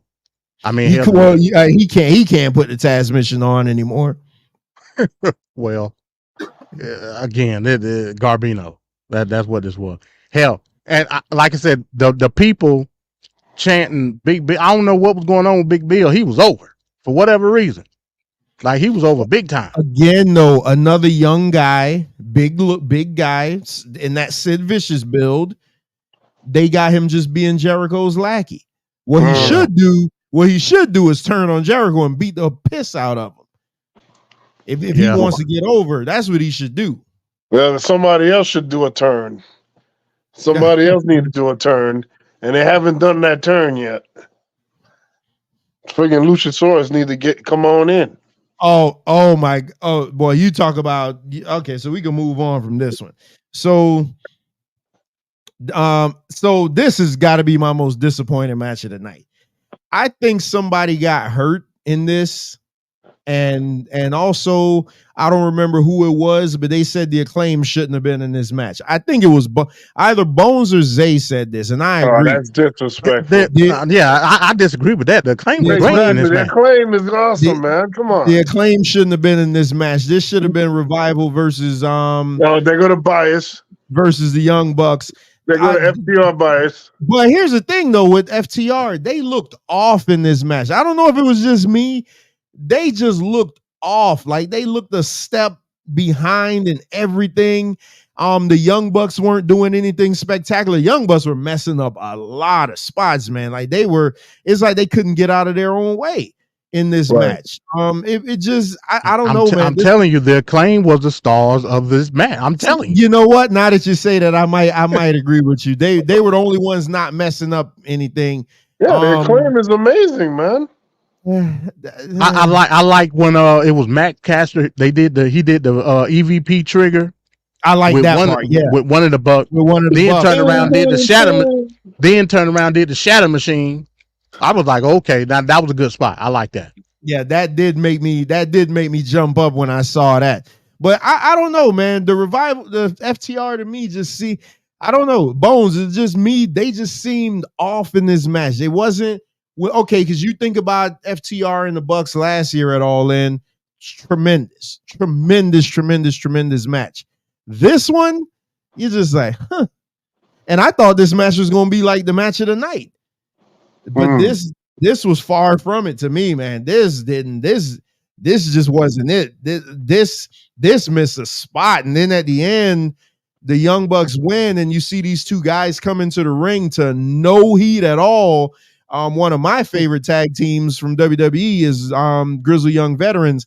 Hey, the Grizzly Young Veterans are awesome, and I think if they're heading in this direction against the Young Bucks, at least those matches going to be fantastic. And they got to let Zach Gibson get on the mic because he cuts one of the best heel promos in the world. But again, it was no pop. Like when they came out, no pop whatsoever. Reaction. These people are from England. That's what I'm telling you, this crowd sucked. I don't know if whatever they did before this show came on the air made everybody tired, but this crowd sucked. And I'm gonna be honest. I think half the crowd probably didn't even know who Grizzly Young Vets were. I'm gonna be for real. Well, damn, they're from the town. That's where they're from, though. You have to understand this AEW crowd. A lot of these AEW guys, Bones will attest to it. Narubin will attest to it. They have tunnel vision when it comes to AEW. That's just a fact. But these are indie guys. These are indie guys, though. It don't make sense. Why did they not pop when Grizzled Young Veterans came? Like that don't make sense. Not at all. Like logically, it don't make sense. Yeah, I was shocked, man, because when I saw GYV, I'm like, oh my goodness, we about to get Grizzled Young Veterans against the Young Bucks. That's gonna be insane. The crowd didn't give a shit. The crowd could care less. They just was like, okay, whatever, next.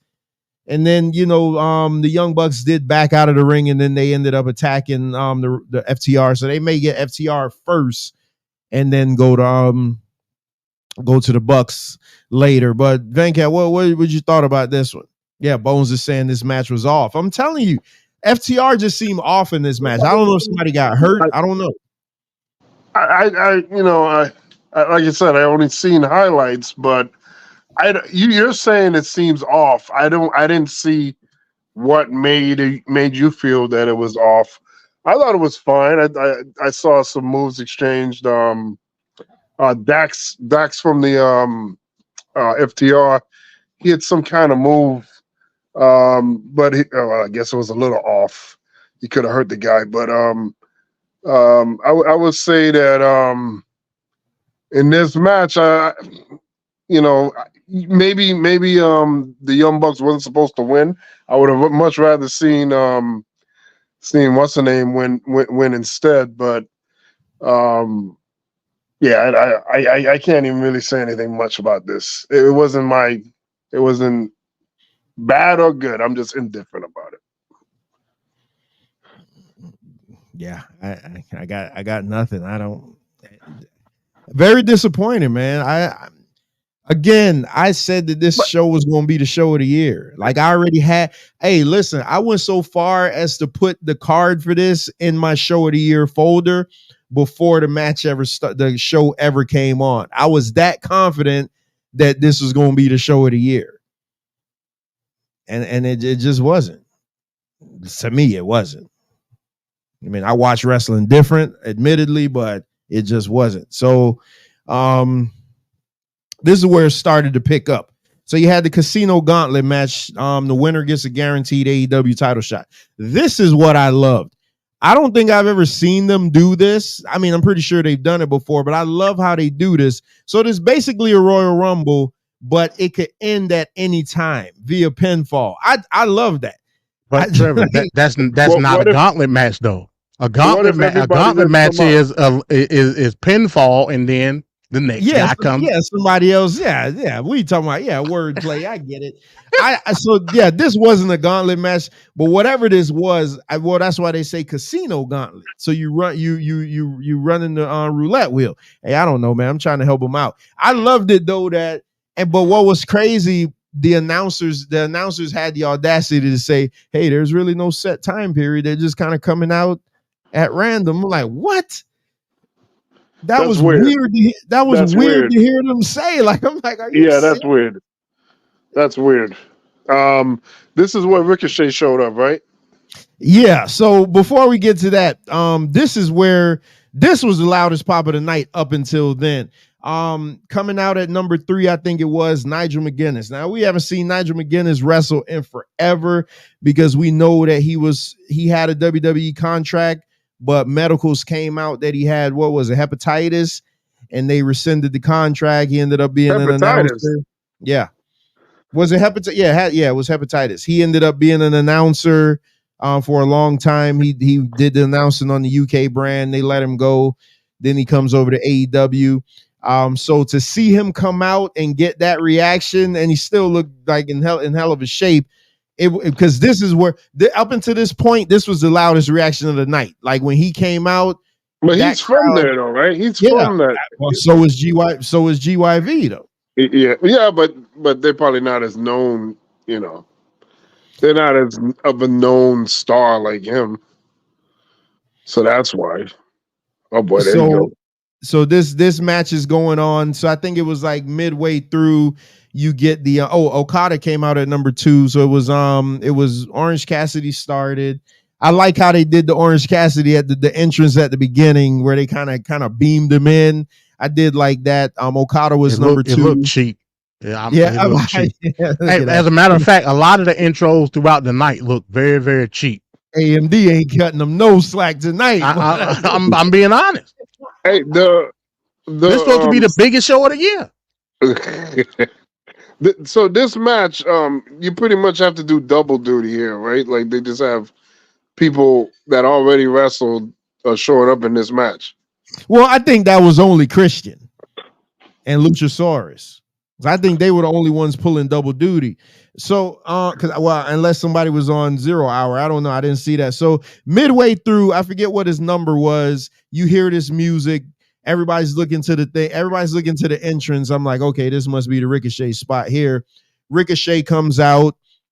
He did get a nice reaction, but so here's my problem. Okay. Here's my problem. So you debut this WWE guy. Yeah.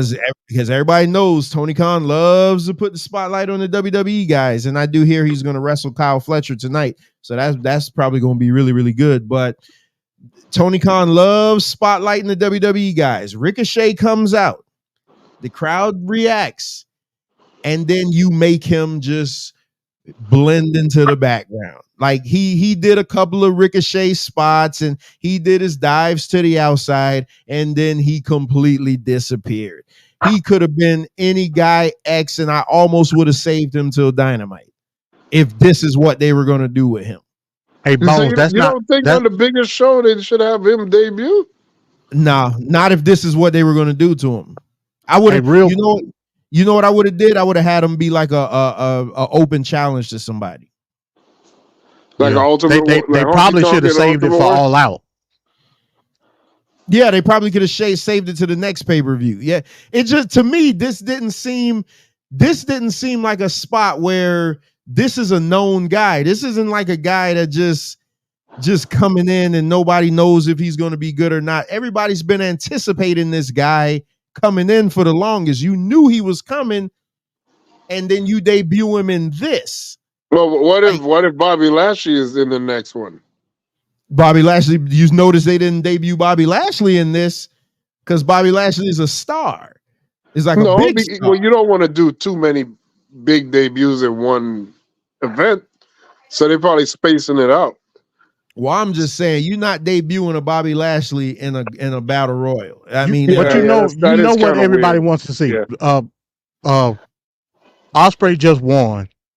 Why not have him be the first? Because everybody want to see Ospreay and Ricochet. That's it. To walk out to the ring. Okay, bomb. There you go, MD. Ospreay wins. Yeah, that would have been good. All of a sudden, he's celebrating, and then this music that we've never heard before, and they're like, "Oh my God, the rumors are true, and it's Ricochet." And then he just comes out and stands face off. That's it. You go off the air. At least you know now you're going to get an Ospreay Ricochet confrontation. That's how you do it, right there.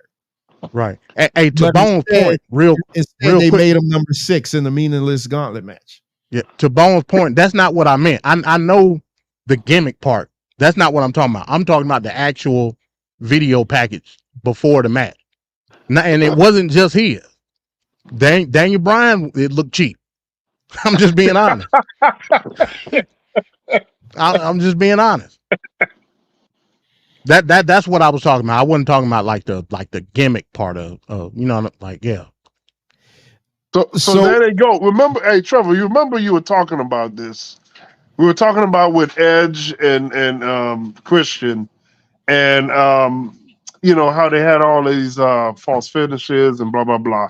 But at one point in the conversation, you were talking about they're acting like they have money in the bank. So now you fast forward here. And they're doing it. What's going on here? So, okay, so I guess it makes sense now that we know the outcome of the main event. So Christian is an entrance in the thing. Christian's being Christian, being great. All of a sudden, Luchasaurus comes out. Now you have, to Venkat's point, you have the perfect opportunity to have Luchasaurus turn on him. And what does Luchasaurus do? He helps him win again.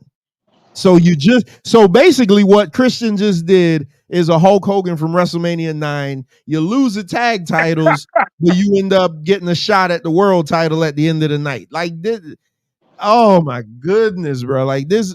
Oh. AEW don't know how to pay off angles. They don't know how to do it. They just but why they taking so long with this one? And it's crazy. It's crazy. And they had the heat at the end of the trios match because Christian Cage was yelling at Luchasaurus. Wow. And on top of that, he came when Luchasaurus came out, he came out with the actual Luchasaurus name. Like I thought he was Killshot. So all of a sudden now he back to Luchasaurus. So I'm sitting here thinking, okay, yeah, this is it. And they didn't do nothing. I don't know what's going on. I don't know.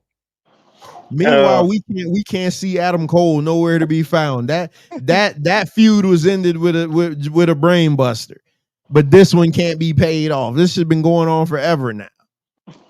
Is Adam Cole really hurt for real? Because like I told you, I don't think Adam Cole got a foot no more. That's the way they act. Because where's he at? Adam Cole is an amputee at this point.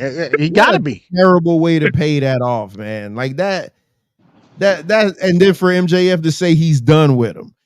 This angle is frustrating. I don't understand what they're doing. Bones, he had the perfect. Okay, can you imagine the reaction of that crowd had he choke slam Christian?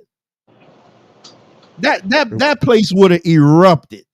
But no, he helps Christian win. So now again, you're debuting your big new debut, your big new signing Ricochet in a meaningless gauntlet match that you don't even have him win. You have Christian, who we've seen already lose an AEW title shot, who earlier in the night lost his trios title, but now he gets a shot, a guaranteed title shot at the champion, which is probably going to be at the next show, which is what, in 2 weeks. Right. Hey, I'm glad you mentioned that. Remember the what was that a couple of years ago when they had that women's casino battle royal? Who did they debut there? Ruby Riott. She won that match. She won it. So obviously they look at these people coming from WWE as, okay, these are the people that's going to put asses in seat, put us over the top. For whatever reason, Ricochet wasn't that person. But like I said, I understandably see it as a bigger picture because everybody wants to see Ospreay and Ricochet. Why you don't have some type of interaction between them two is crazy to me. Crazy. Why are they treating Ricochet like he's the Nate Dogg of professional wrestling? Meaning, Nate Dogg, he does the hooks and he makes these songs sound great, but put out an album is not going to be great. So they act like he has all these great moves, Ricochet, but will never have him be the man or mean something because he has no charisma. That sucks, man. That really he's a charisma vacuum. Like that's what when he was in Lucha Underground, that's why he was under the mask. He didn't have to talk. He just let his moves do work for him. He didn't have to talk. But when you hear him cut a promo, you're like, huh? He can't talk. Like he's probably one of them guys that they can't do public speaking. Like they just get nervous. I don't know, but Bones is saying Darby gets a title shot. Then Christian, how does Darby get a title shot? Darby lost his match. Yeah, I just saw him almost get set on fire. How does he get a title shot? I mean, so anything else on this casino gauntlet? I mean, so I guess we're getting Christian versus Brian. We don't know because based on what I put in the group, he act like he retired, and I don't know. Well, all I know is Christian is definitely playing the white man angle hard because he is failing upwards at a spectacular fashion. This guy, he was hiding at the beginning of the match. He started hiding. He was hiding, and then once he saw the coast was clear, that's when he came in the ring. This guy, Christian, is the best heel in AEW. I'm sorry, he just is. So Bones is saying Darby won the Battle Royal a few weeks ago. So Darby wins the Battle Royal, but then loses his match on the pay-per-view, and now he's going to get a guaranteed title shot. Okay, I get it. And when I say I get it, I mean I don't get it, but I get it. So let's get into this. Okay, so this, MD said this last week, this feels like the main event, because this absolutely felt like the main event. For the American Championship, at the point you had That's ridiculous. The American champion MJF versus Will Ospreay. So now what I will say, these were entrances that I really liked. I didn't know what Ospreay was going for, but I liked it nevertheless. I forget what they Assassin's Creed. Assassin's Creed. What was it? Because I never was into that. I didn't know that's what that was. But I did like it, and the fans actually were cheering for him. So he felt like a star. Like he really, really felt like a star. MJF felt like a bigger star, which he is, but Ospreay really, really, really felt like a star. And I just love MJF coming out with the Apollo Creed, Rocky IV attire. I just thought this. You talk about being a heel. I thought this was fantastic. The way greatest entrance of the night. Yeah, the way he came out, I just loved it. So all right, so let's get into this match, because I thought this match was great, and I saw things saying, oh man, they should have been longer and this and that. I thought the timing of this was perfect. I love the story of this match is, should I hit him with the Tiger Driver? The whole story of the match was, should I hit him with the Tiger Driver? And it was like, oh, shouldn't I? I just thought this was great. MD, what did you think about this one? Match of the night for me. I mean, which ain't saying much. It involved Ospreay. MJF, like he's great, man. MJF at some point in time need another run with that title in a heel way, because MJF is. Go ahead. But he did the kangaroo kick in this match. Oh, he specifically said when he came back that he's not doing any of this goofy gimmick stuff. There'll be no more kangaroo kicks. He's gonna be the jerk MJF, serious MJF going forward. The kangaroo kick was him being a jerk. I don't know, man. MJF is starting to scare me, man. Remember the story that MJF was trying to portray is that anything that Will Ospreay could do, I could do. Remember, they had the spot where he did the moonsault on the outside. Like he was trying to portray this style that he don't typically do, but he just wanted to prove a point that. And you heard him, cuss out and say, anybody can flip, blah blah blah. MJF is great, man. That just say what you want, Van Cat. MJF is great. I'm bro. an MJF fan. I'm just saying, it's just he's the heart and soul of AEW. I just thought he was going to stop some goofy stuff that he said he wasn't going to do no more. So you're going to take the kangaroo kick and throughout the body, you're going to negate everything else in the body of the match, which was awesome. This match was great. The fact that Mercedes making more money than him is, well, you talk about a crime. This is ridiculous. The only thing that I didn't like, and which didn't logic. I mean, and I know we're about to talk about it, the Daniel Garcia thing. Let me guess. Oh, because I was getting to it next. So MJF is going to cheat with his knucks. All of a sudden, somebody comes out with a hood. This damn dog. Oh, okay. I was wondering what he was talking about. No, I thought he was talking about his wife. I'm like, hold on. This friggin' dog is eating a bone on my shoe here. All right, go ahead. I'm sorry. I'm about to say, don't do it, Van Cat. Don't do it. So Daniel Garcia comes out and attacks MJF. It makes sense. It makes sense because of MJF beating the shit out of him a couple of weeks ago. So that did make sense. But to me, when I saw this, I'm like, oh, great. We're getting MJF versus Daniel Garcia. And I think MJF is above that.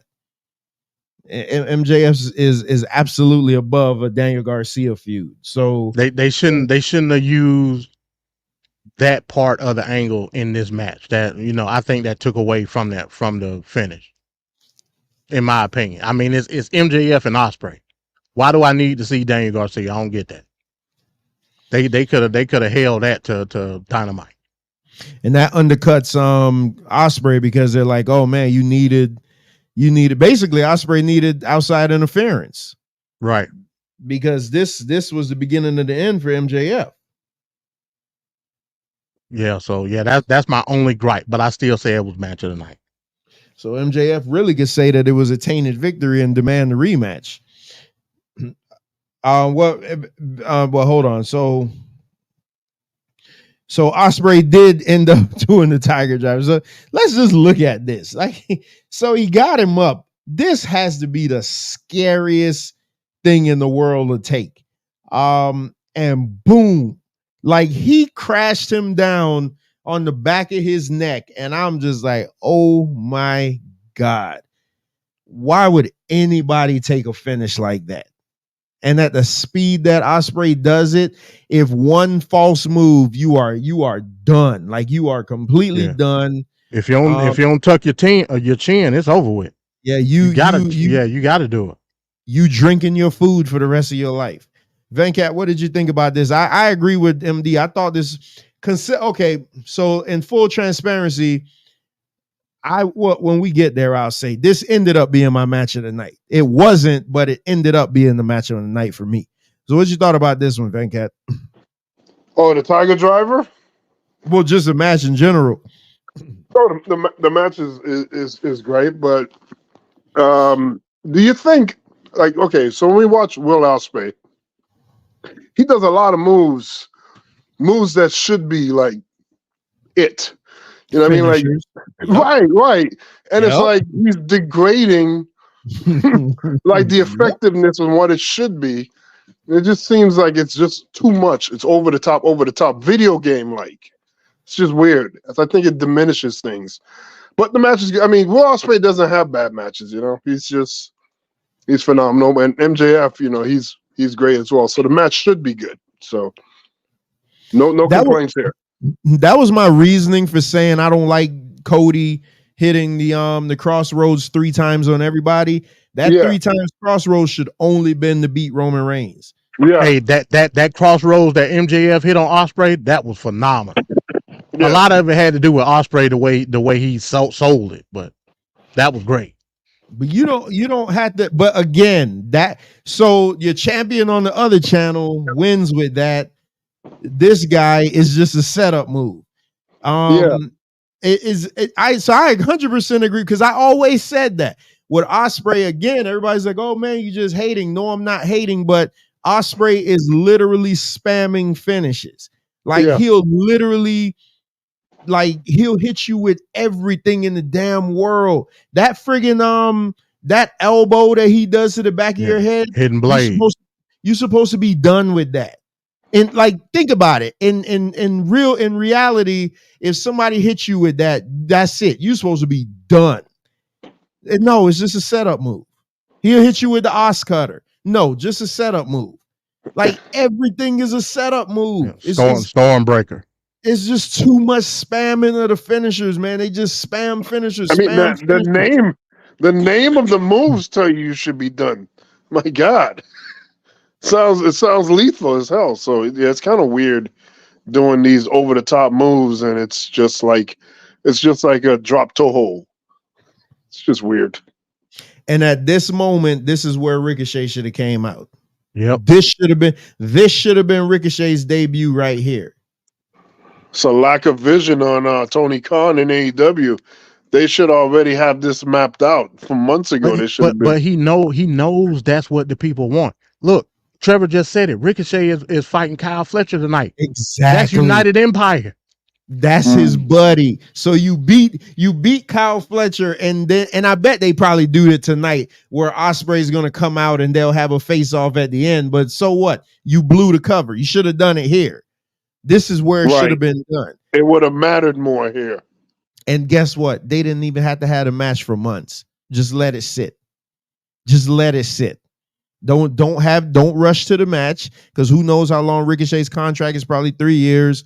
Don't rush to the match right now. You have it within a year, but you don't do it right now. Just keep teasing tension. Let Ricochet get some wins under his belt, and that's it. But Ospreay does win back the American title. Then at the end, I forget what the guy's name, brings out the international title.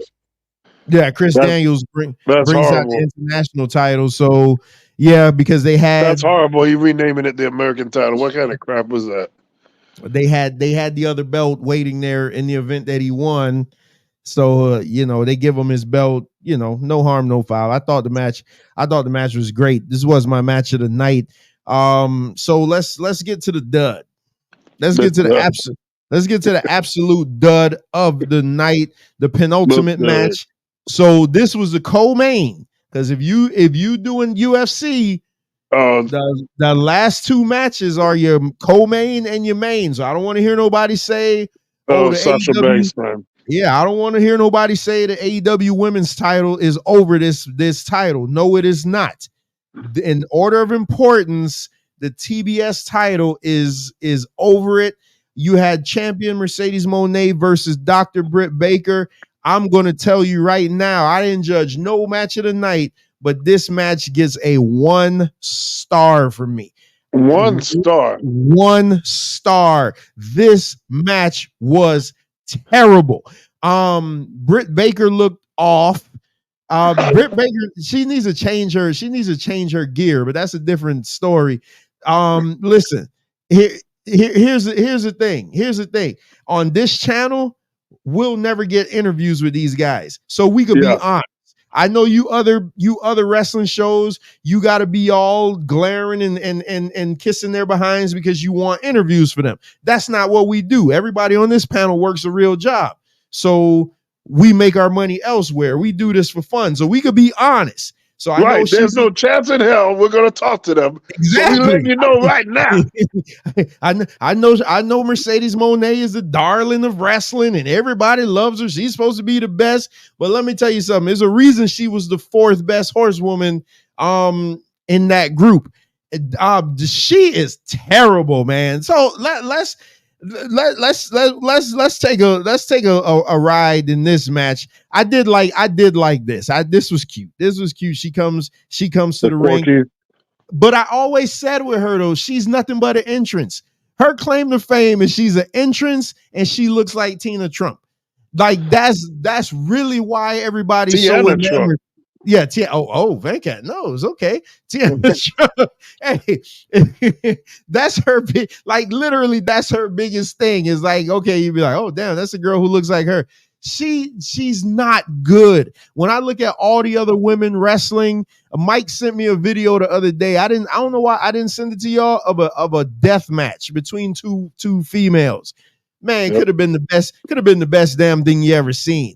The fact that these other women don't get run because of her, Athena still can't make it to the main roster of AEW, and Athena is probably one of the best that they have. Mariah May, new AEW's women title, is now champion, going to have to take a back seat to her. Chris Statlander. Who else just came back? What's the chick that Jamie Hayter? Jamie Hayter, yeah.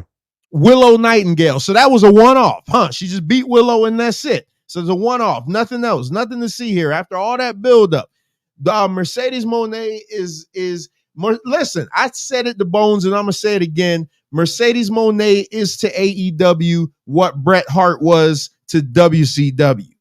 Wow. Just a waste of money. When this is all said and done, and Tony Khan is on that truth serum, he's going to be just like Eric Bischoff and say, man, I made a mistake bringing her in.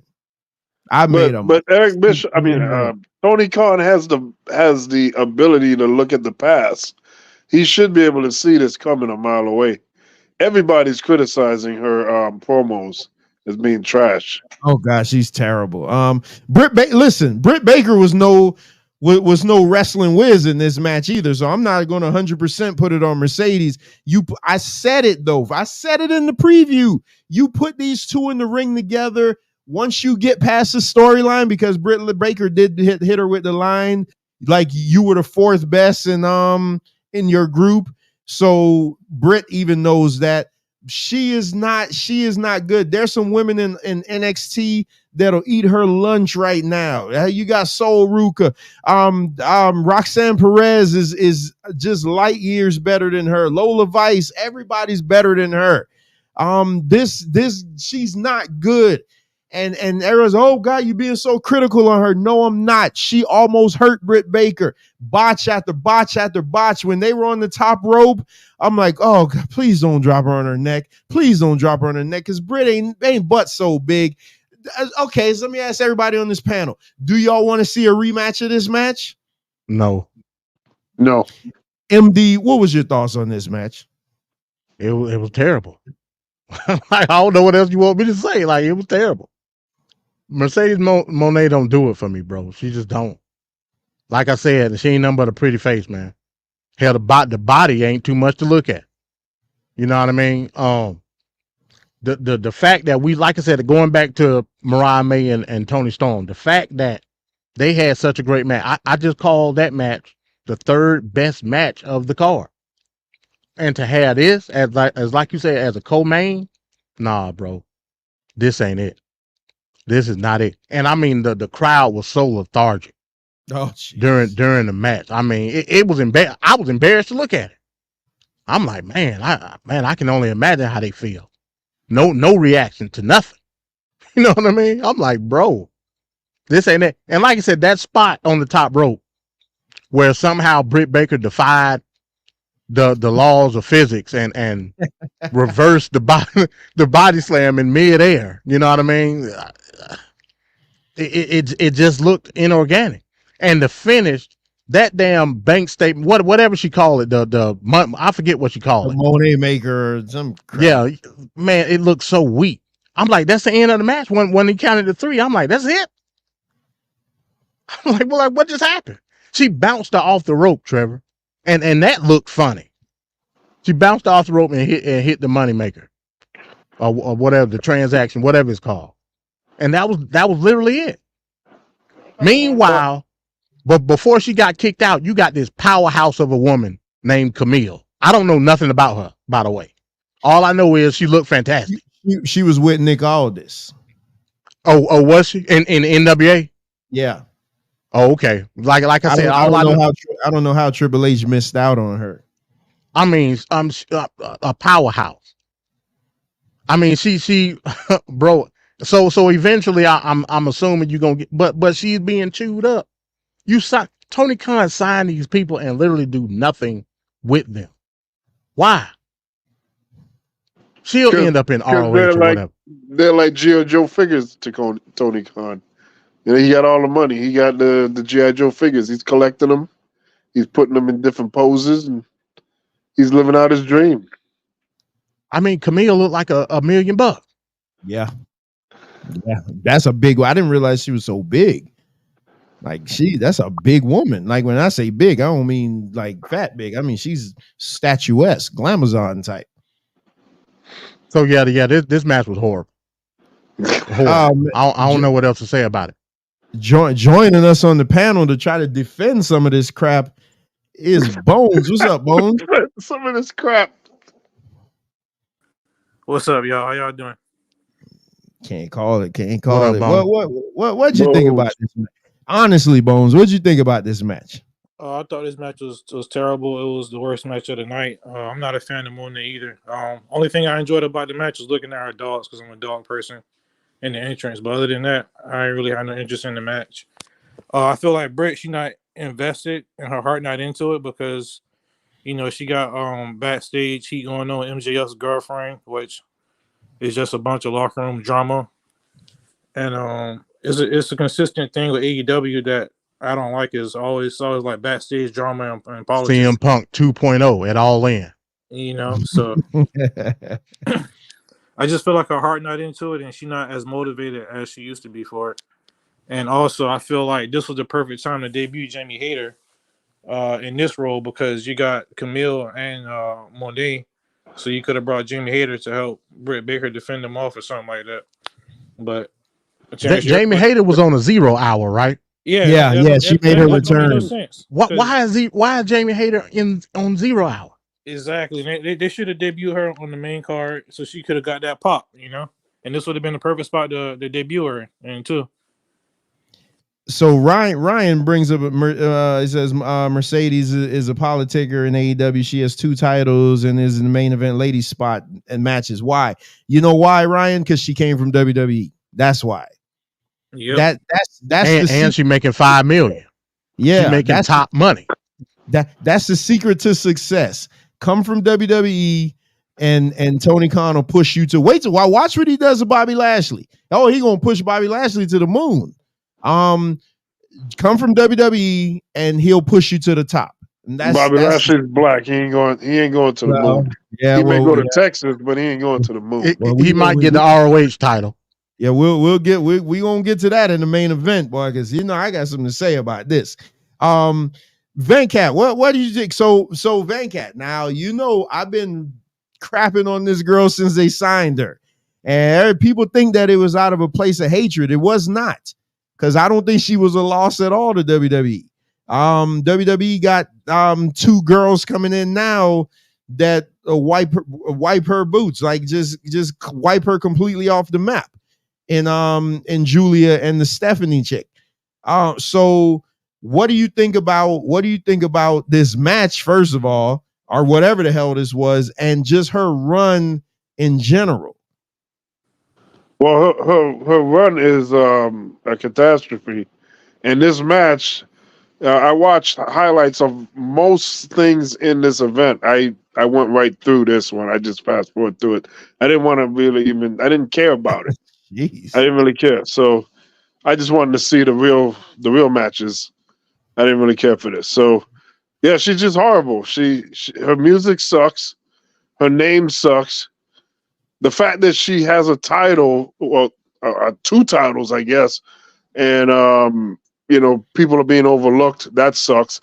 And like, if you're gonna book her, they need to get her into a big match. I don't even know if she's a big match type person.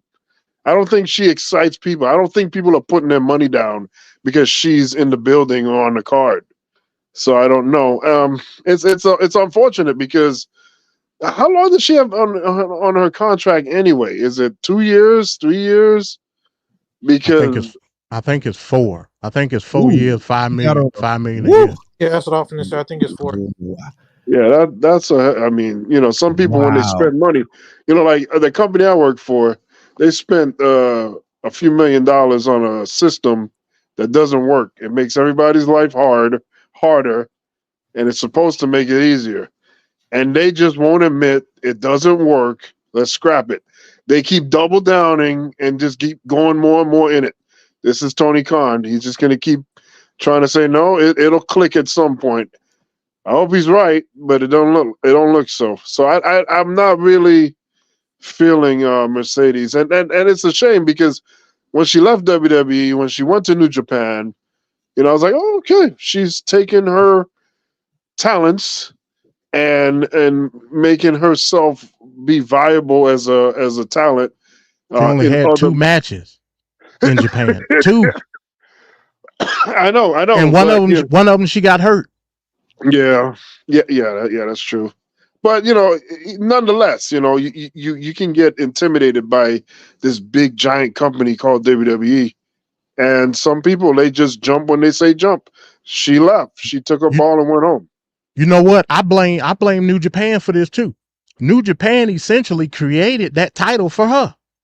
You might as well say. Exactly. Yep. So I blame them too. Yeah. Well, I don't know. But to your point though, I was disappointed that this was the co-main event. This should have went way earlier in the card, and this should have been replaced with the Tony Storm or Mariah May match, because I was way more invested in that match and thought that was a good match. Yeah, this match has no reason being top billing over MJF's match. Exactly. That's really ridiculous. And again, you can't run from it. The TBS title is a TV title.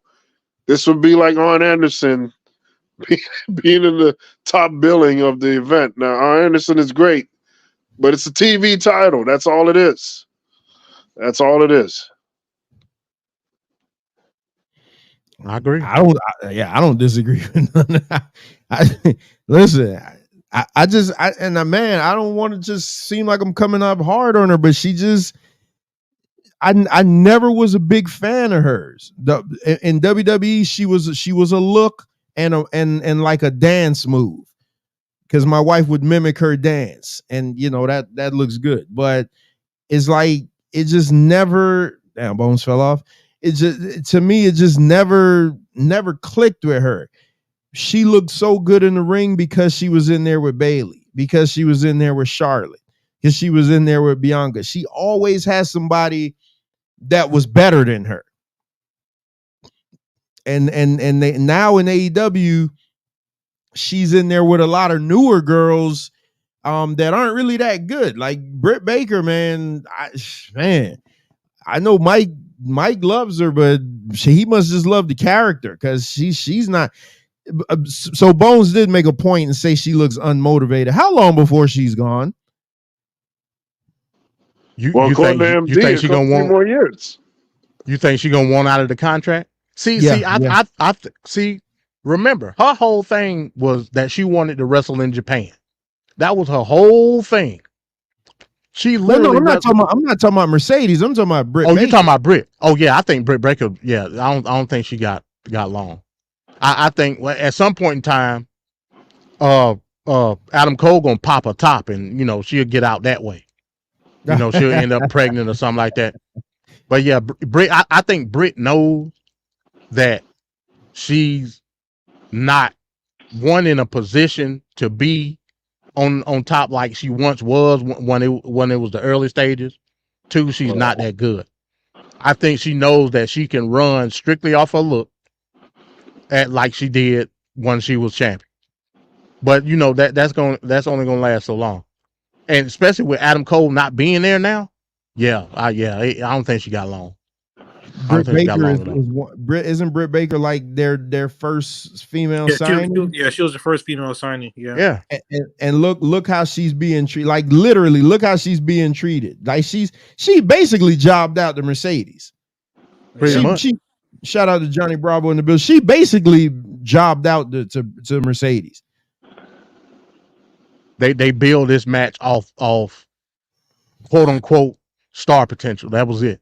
Hey, in my opinion, just as detrimental as CM Punk leaving the company was for AEW's downfall, bringing Mercedes Moné in and giving her all that money is just as detrimental too. Oh boy! Damn. So Bones, do you agree with me? Do you agree with me when I say that Mercedes Moné is to AEW what Bret Hart was to WCW? It's okay to say it. He can still be your favorite wrestler. Come on, it's okay to say it. No, I'm not gonna say that. Why would I say that? You're gonna start with the Bret Hart slander, man.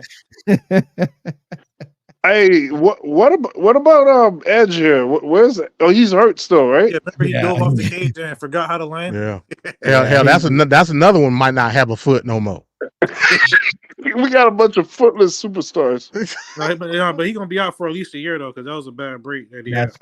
That's crazy. So Bones, where again? I feel like I gotta ask this question every week. Where's Miro? We haven't heard from him. He was there when they started doing Collision, and they brought his wife Lana and AJ Perry, and they did like a little angle for like 2 or 3 weeks, and they just stopped. And then we found out they got a divorce, and we haven't heard from Miro since. Where's Keith Lee? Don't know. At your local Golden Corral.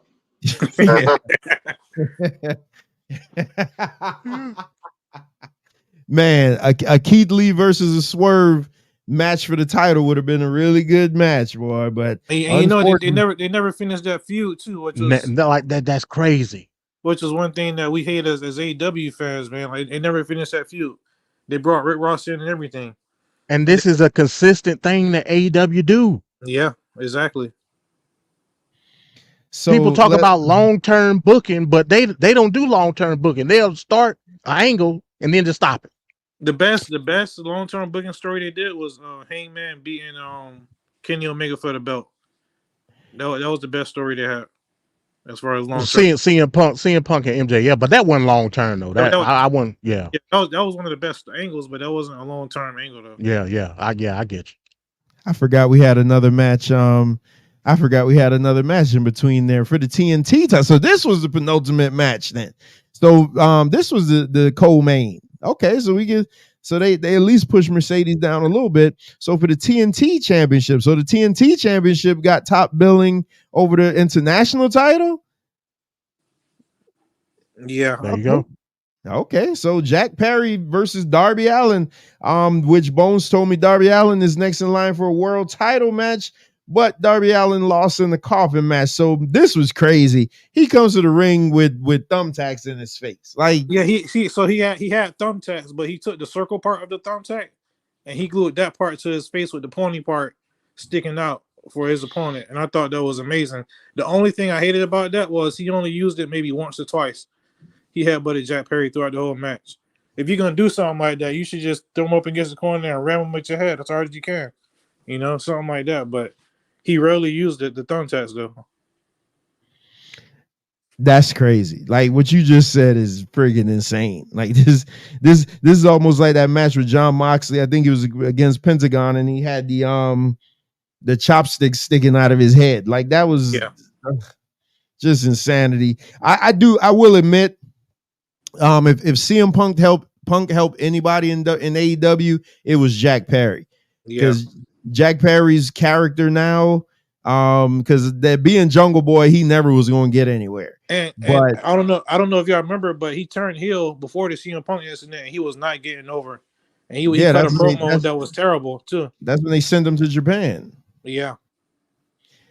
But this has really helped him to CM Punk, just the darker side. So what I don't like, and AEW is big for this, so they got to call back to this. So we know last year the whole beef was over the glass spot. So what does Jack Perry do? He does a glass spot and makes sure to call CM Punk's attention to this.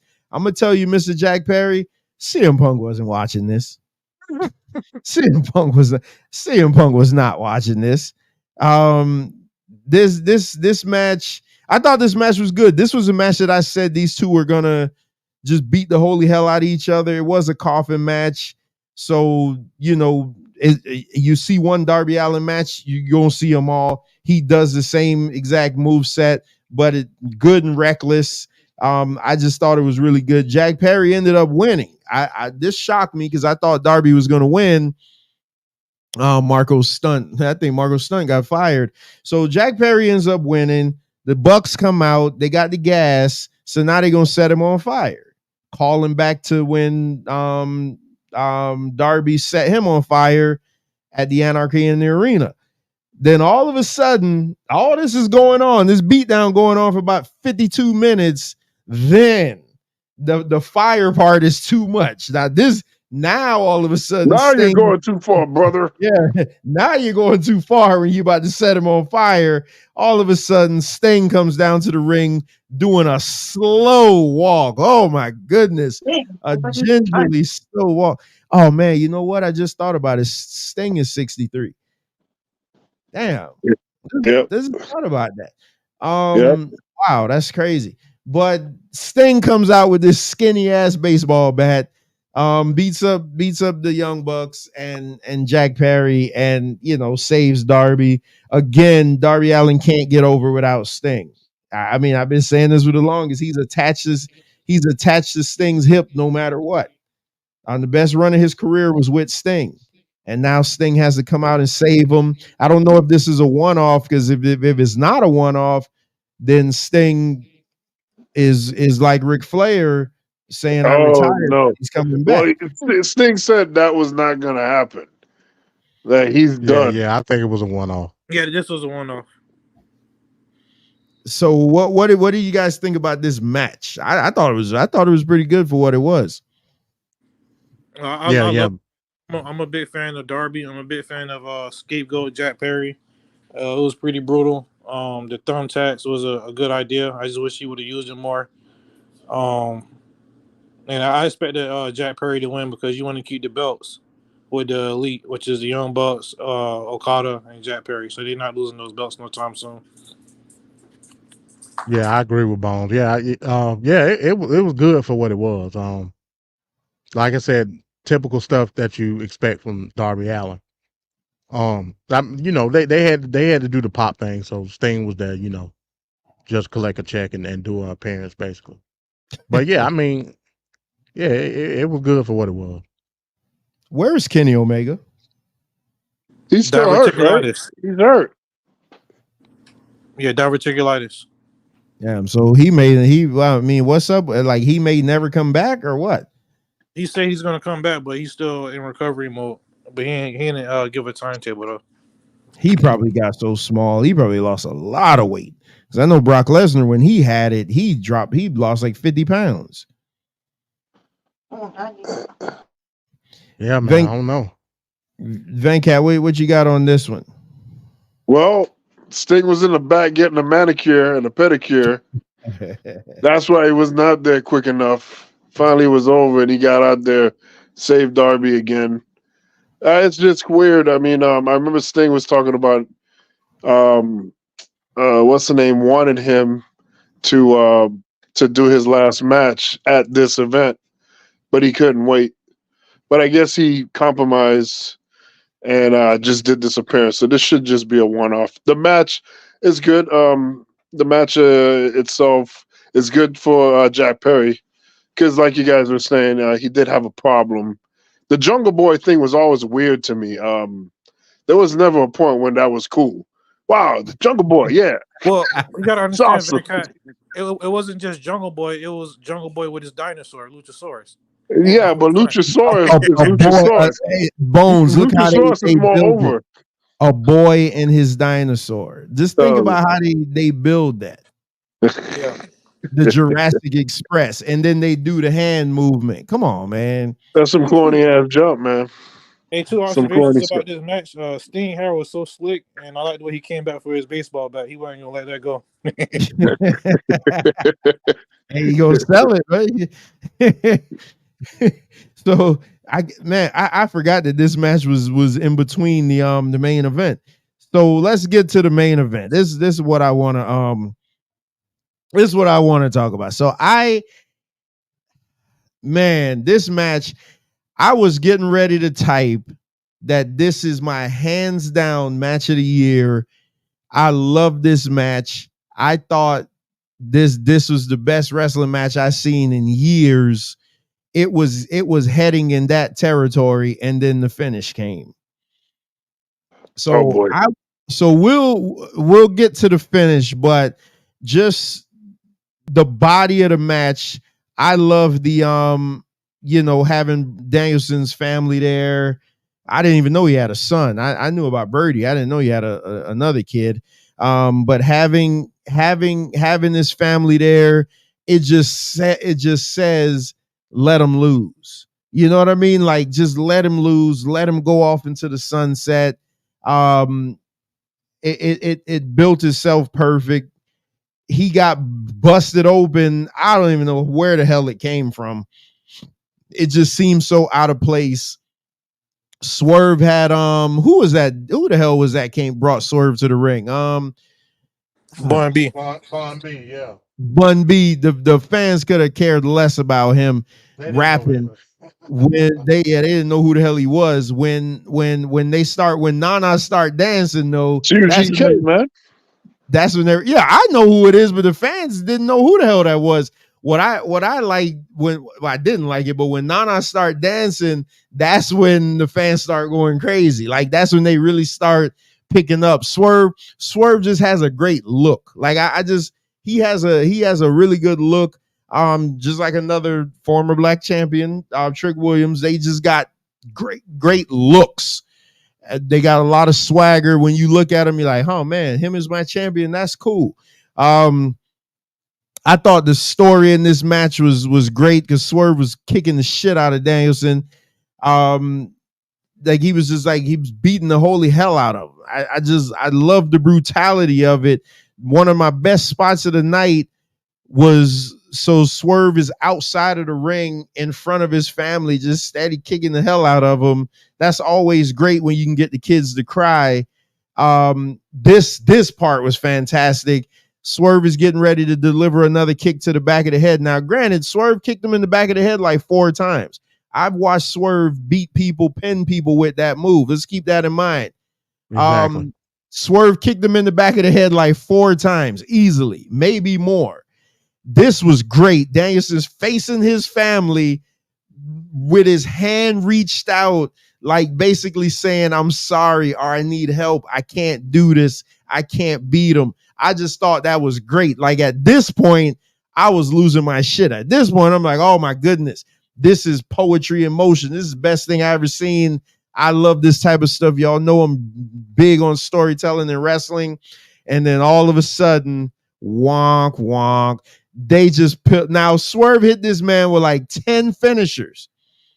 He hit him with like 10 finishers in the body of the match. Danielson puts him in a submission lock, and they tap Swerve out. Swerve has been champion for however long. They tap Swerve out. When I asked Bones, this was just a totally unrelated conversation. I asked Bones, hey, how would you rate Swerve's title run? I said, I think it's been a dud so far. Bones said, well, he had a good match with such and such. I'm like, okay, yeah, he had a good match, but his title run, to me, Swerve has never been positioned as a top champion. Never. He's never been positioned as a top champion. Will Ospreay gets a million times better billing than him. You always leave a pay-per-view talking about Ospreay. They never put Swerve in a position to seem like he was the guy. You finally put him in a position where, and listen, I'm gonna say it, Jim Ross, don't ever come back on my TV again. You were great. You are the greatest announcer to ever do it. Some will say Gordon Soley. I think Jim Ross is better than Gordon Soley, but at some point it's time to wrap it up. Jim Ross had the audacity to say that Swerve's title run, in order for Swerve to prove his title run, he needs to beat Danielson. And Taz, at least Taz was great enough to call him out and say he's a champion. Why should he have to beat Danielson to prove his title run? Exactly. Like, the ridiculousness of you see what I'm saying? Every opportunity they get to shit on this guy, they do. I'll say this, and y'all say I don't criticize WWE. WWE fumbled the bag, taking the belt off a Trick. I know why they do it, because I think at some point Joe Hendry is going to be NXT champion. I just got a feeling Joe Hendry is going to beat Ethan Page for that title at No Mercy. And you'll have a TNA contracted guy as a WWE champion. That's going to be crazy. But they took that belt off a Trick, and it is a constant theme in wrestling when you have a real black champion. And I say really black because Swerve looks like us. That's representation to the fullest. You got a rapper bring him down to the ring. Trick looks like a black dude, a straight up black dude. You take the title off of him. Trick is nowhere in the league of Swerve. Swerve is a tremendous wrestler. Fantastic. I had the luxury of seeing Swerve wrestle in person at a SmackDown show against Bully Busick. That was a fantastic match. I knew it would be. Swerve is awesome, but I'm telling you now, Hangman Page, and they didn't even let the finish be this. So there's a commotion at ringside. Hangman Page comes out. Everybody's going crazy trying to hold him down. Never factored into the finish. So now that lets me know that now they're going back to Swerve and Hangman. Even after that Texas death match that they had. Swerve after he contracted AIDS. Yeah. Swerve is never getting this title back again. Y'all heard what I said. Swerve is mark the tape machine is rolling. Swerve will never be AEW champion again. You had him tap out to a guy that sat at the podium and said, man, I ain't gonna do this full time, or I don't know if this is it. He literally retired at his press conference. Why take the belt off? You literally He didn't retire, Trevor. He didn't retire. He's not going to be full time. He said that I told my daughter that I'm basically wrapping up. So what? He gonna go for the rest of the year? You had a champion that you could have put some gas behind. You got a guy that was a WWE guy that they didn't use right. You finally get him over. He comes in. He gets over as hell. He gets this Nana geek over as hell, and you take the title off of him in his biggest match ever. And then somebody's gonna tell me, "Oh, he looked good in defeat." No, he didn't. What would have looked good in defeat is if he would have passed out. He tapped out. He tapped out. In a dramatic way. He in a dramatic way. This match was going on to be in my tops of one of the most epic matches I ever seen. And that finish, they'll tell you what I said in the group. I said, I'm never covering AEW. I got emotional. It was that bad. I said, I'm never covering Trevor got emotional again, folks. I said, I'm never covering AEW. F this company, because you had this guy and you tapped him out like a geek. Now now Darby gets a challenge. Now Christian gets a challenge. And whomever else, when Bobby Lashley comes in, he's probably going to get a shot. Matches that we didn't see with Swerve. Guess who's never getting this belt again? Swerve. And for that, you get a big fat F. I'm done. Hey, wait a minute, Trevor. So I'm confused. Because when I did the Black Wrestlers shows, and we talked about Black Wrestlers primarily in the 80s and the 90s, when they kept getting clowned, when they kept getting disrespected, it was that's the name of the game. That's what it is. It seems like now there's a need for representation, and there's a extreme need for the black champion to look better than in the past. But why is it important now? But it wasn't important then. Hold on. Only thing to your point, we're not going to put Swerve and Rocky Johnson. And I'm not talking about Soul Man Rocky Johnson. I'm talking about Rocky King. We're not going to put Swerve and Rocky King on the same stratosphere. We're not going to put Junkyard Dog, because they're not in Swerve's league. That's why. And Junkyard Dog was the Black Hulk Hogan. No, Jesus, no, he wasn't. He was the Black Hulk Hogan. There's a reason they called him the junk food dog. But Lord, listen, what I'm saying is, and because I hear what you're trying to do, but it's not going to work. They were not losing to a guy that said, "Hey, I'm done after this year. I'm not doing this anymore. I'm going home to be with my family." That's the biggest issue right there. And those people weren't in the same capacity as Swerve is. They put Swerve in that position to be champion. They didn't put Rock King in no position to be champion. You can't compare the two. Bad News Brown is the only person that of the list you're going to bring up that should have been champion. He should have absolutely beat Hulk Hogan. It's the only person I give it to you. But none of these guys you could bring up in that show, they aren't in Swerve's league. They never got the opportunity. What they went through gave Swerve the opportunity to be where he's at. Swerve would no doubtly, to tap out to the guy that's retiring soon. Right. I mean, that's Tony Khan doing. That's not me. I'm just saying. I only had two issues with this match, and that was the Swerve tapping out, and he hit him with I forgot what it was, like a fireman's carry or something like that on the apron, and he hit the back of his head, and then Brian started bleeding, and that was just a bad look. How Bones? How did that happen? He hit him with a DVD on the apron. Yeah, the back of his head hit the apron. Right. He came up with a busted forehead. How that happened? Well, when you guys say DVD, it don't sound right to me. What do you want to hit him with, a Blu-ray? You want to hit him with a 4K? Okay, let me say the proper term: Death Valley Driver. Okay. All right. To y'all casual fans who not elite AEW watchers such as I, you know what I'm saying? This was a story because the whole thing was Brian, if you pay attention, he loses all the big matches all the time. And since he's been in AEW, he fought MJF for the belt, he lost. He fought Hangman for the belt. He lost. You know, in the last pay-per-view when he teamed up in the Stadium Stampede, he got thrashed. You know, when he fought Will Ospreay, he got paralyzed after the match. You know, so it was a common theme of him always coming up short. And as an AEW fan, I'm thinking like, damn, this run is going to be underwhelming and disappointing because when it's all said and done, he got nothing to show for it. You know, only thing they're going to talk about is his Will Ospreay match up until this point. And the crowd was into it. I feel like that made the match a little bit better.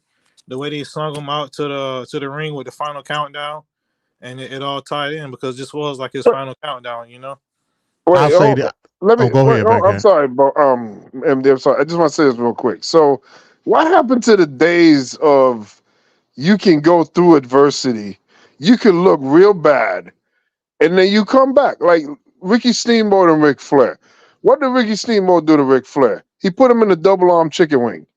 Ric Flair crying out like a little bitch. It was over. He gave up. Ric Flair. Where does Ric Flair go from there? He came back for another challenge. Where does Swerve go from there?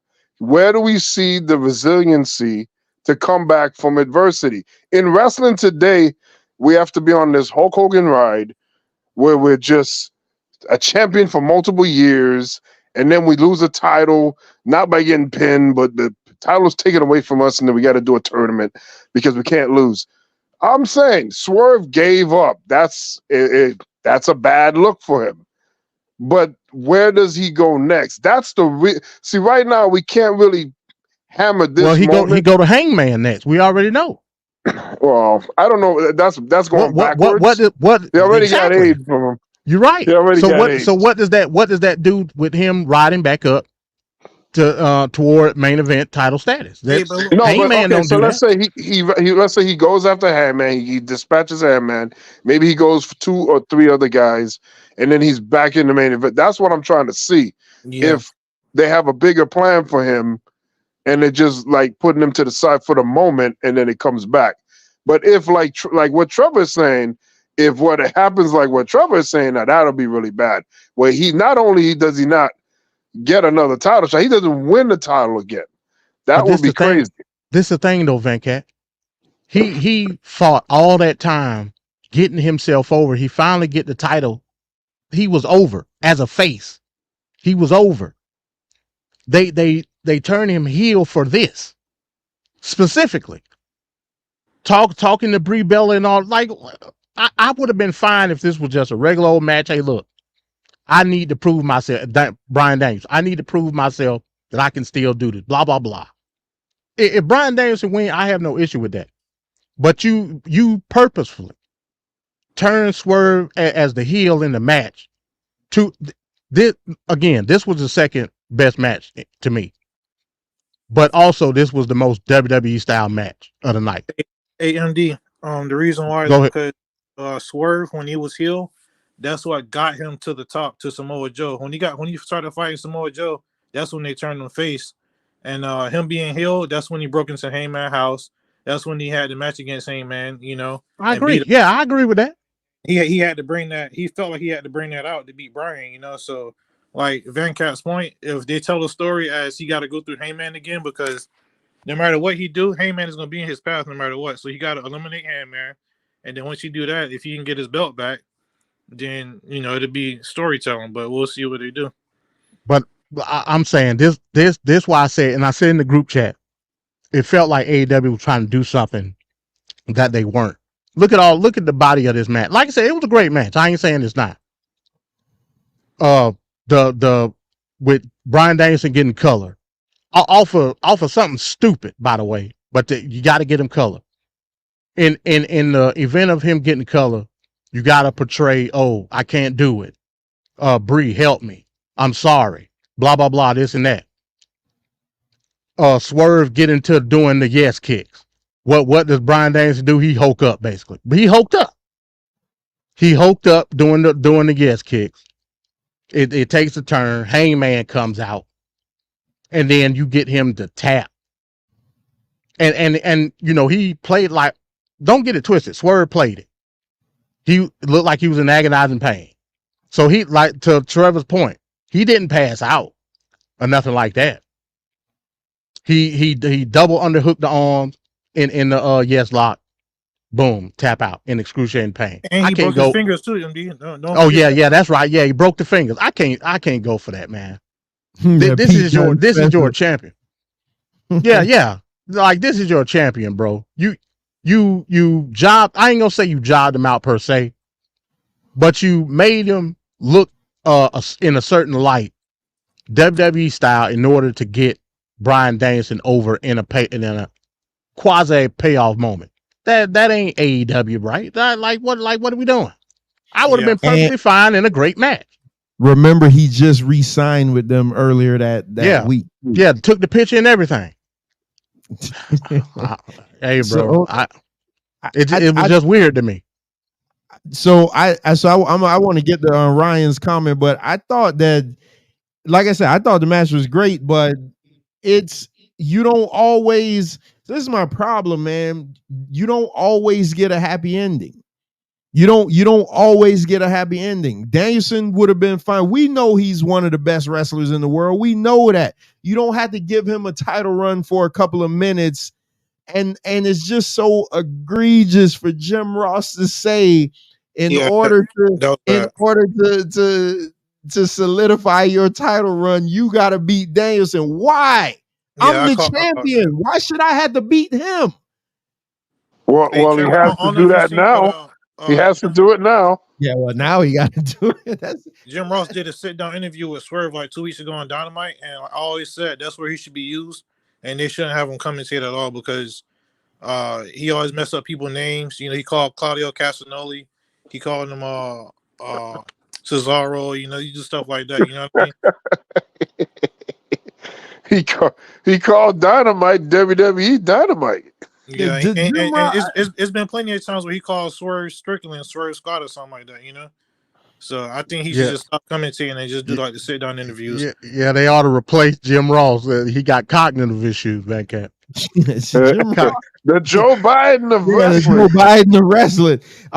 Hey, Venkat, put that comment back. So Ryan says, wait, hold on. The one ahead of that says originally they wanted to give the title to Will Ospreay, but Ospreay refused to let AEW do it to prove the internet smarts. Now I agree with that because I said that Ospreay was going to beat Swerve for the title at this event. Like, this is what they were waiting for. And you know what? It still would have sucked, but at least you got Ospreay locked down for years. You don't have a guy that told you, hey, 2024 is my last year wrestling. He could literally call tomorrow and be like, hey, I don't want to do this anymore. Oh, yeah. And by the way, do you guys know that Bryan Danielson was working without a contract? His contract had already expired. Yeah, I did hear that. He was literally working without a contract. So you had a guy, you got a guy that's your champion, re-sign this contract to wrestle a guy who don't have a contract, only to take the title. And then, oh yeah, by the way, baby, daddy's coming home real soon. Come on, man. That's all I'm saying. Hey, it's wrestling at the end of the day. In the grand scheme of things, it probably don't matter. But what I'm saying is Swerve's title run he's never been top billing. He's always been looked at as second best, second fiddle to Ospreay, second fiddle to MJF. He's never been looked at as the guy. So you, on the biggest stage, your biggest show of the year, you really say, hey, let us prove to you how much of the not guy he is. He's the other guy. Let's prove to you how much of the not guy he really is. And not only, hey, when Stone Cold lost to that C+ player Bret Hart at WrestleMania, Stone Cold passed out. Stone Cold passed out because of the pain. He didn't tap out. Trevor, I know you're very passionate about this, but Swerve has had top billing on 4 pay-per-views. Has he ever felt like the main event? Yeah, when he fought Christian, that was the main event to me. And when he fought Ospreay, that was definitely the main event. And when he fought Samoa Joe, that was the main event. Now, when they had the triple threat match with him, Samoa Joe, and Hangman, that wasn't the main event because that was the card that Sting had his retirement match on. But has he ever? Yeah, the other 3 times he did fight the main event. Has he ever felt like the main event? Yes. So, okay, did you hear when I made the statement the other day that Gunther is the top champion in all of wrestling because he feels like the main event? Has Swerve ever felt like the main event? Or has he just been the main event because he was a champion? AEW is great with their title placement, so they're always going to put their champion in the final match. Yeah, to answer your question, like I feel like he's the main event. He's the main event player. Did this match feel like the main event? Yeah, did this match feel like the main event? On the card, billing wise, no, it didn't feel like it going into it. MJF felt like the main event, but so what are we by talking the end about? of the card, I feel like Swerve need to beat MJF to be legitimized. He needs that win. He may get the guy that was just champion. Hey, in order to prove your non-title run, now you got to beat MJF now. Come on, man. I'm just saying, he does have to beat MJF. At some point, he would have to do it. If he was still a champion, he would have to do it. He still got to do it now. He needs that win. IMBW News with Minister Jay Washington. So I know a Minister Jay Washington. That's is must be written. I'll be interviewed. No, he'll be having a face off tomorrow night with Reginald Young. So Ryan did another comment though. The next one, I think WWE had the world title. I think WWE had the world title to give black folks a top championship to hold. That's not the WWE title. Absolutely. You think that WWE would have ever gave the WWE title to Mark Henry? No. Nope. And I think I 100% agree with you. I think the Hall of Pain run, I think, was one of the best runs in all of wrestling. Unfortunately, he got hurt. But yes, outside of Bobby Lashley, they weren't given any black wrestler. And listen to this, Ryan. Watch me blow your mind. The only reason Bobby Lashley got the WWE title is because at the time the Universal title was regarded higher. That's same for Kofi. Same for Kofi. Same for Kofi. Yeah, remember Kofi won the WWE title, but what main evented that show? The Universal title. Mm-hmm. Every black champion get destroyed by Brock Lesnar too. Every black champion got to face that machine called Brock. Yeah, you better hope Brock Lesnar don't go to AEW. They're gonna be feeding Swerve to him. You think? Hey, Venkat let it say he need to fight from behind. He damn sure gonna fight from behind because they gonna feed him to Brock Lesnar. So I totally agree with you, Ryan. They never give when say it this way: when the WWE title is the top title, you'll never see a black man hold it. Never. I don't know if it's going to change now. I'll say because you got to give Triple H a chance when it comes to that. But with Vince McMahon, you mean Triple H, the guy that called Booker T nappy headed? The guy that said people that look like you don't win championships like this? He didn't say people that look like you. He said people like you. And he was talking about people from WCW. That didn't bother me at all because that didn't make it any better, Trevor. Hey, listen to 5 count. I broke that completely down. That people like you, stop caping for Triple H. Stop caping.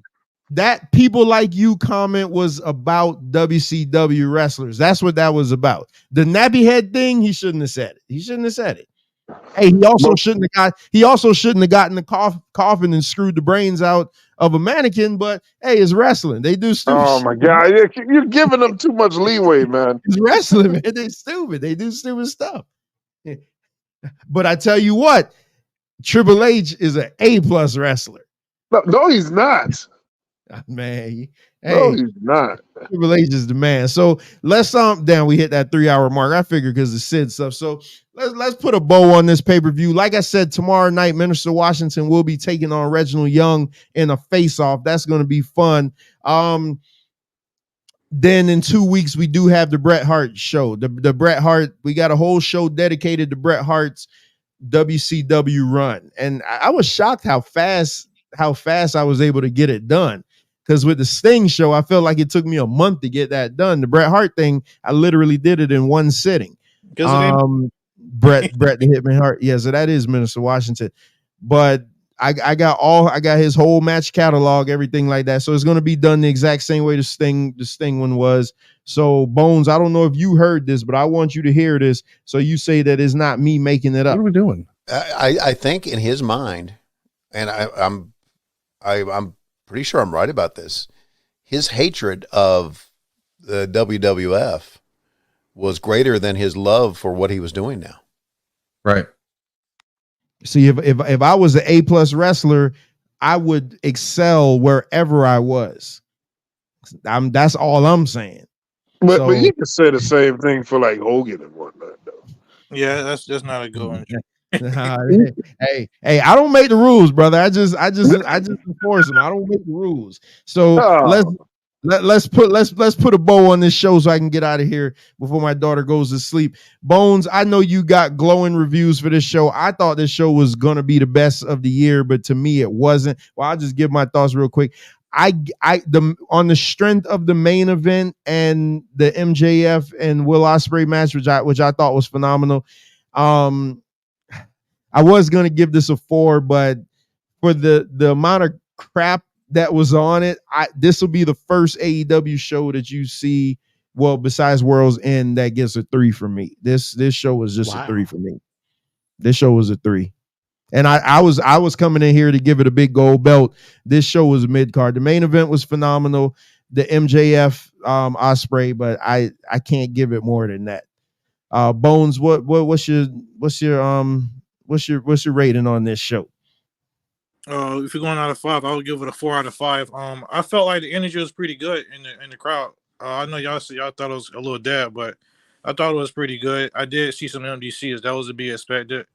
I actually like this card better than last year's card, to be honest, because last year the ending wasn't as good with Adam Cole and MJF. That was just kind of like a weird angle. Are they friends? Are they not friends? Can they coexist?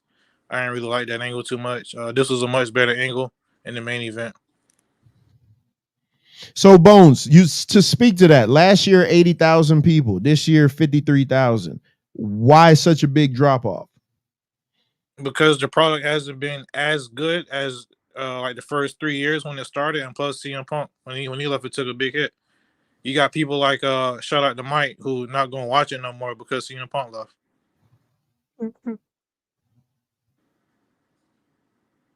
Yeah, Ryan. Ryan. Is a very emotional sport, man. So when you get your emotions tied to it, and if somebody leave or something like that, just like when Bret Hart left WWF, I didn't watch it for a little bit. Obviously, I came back, but I was heartbroken though.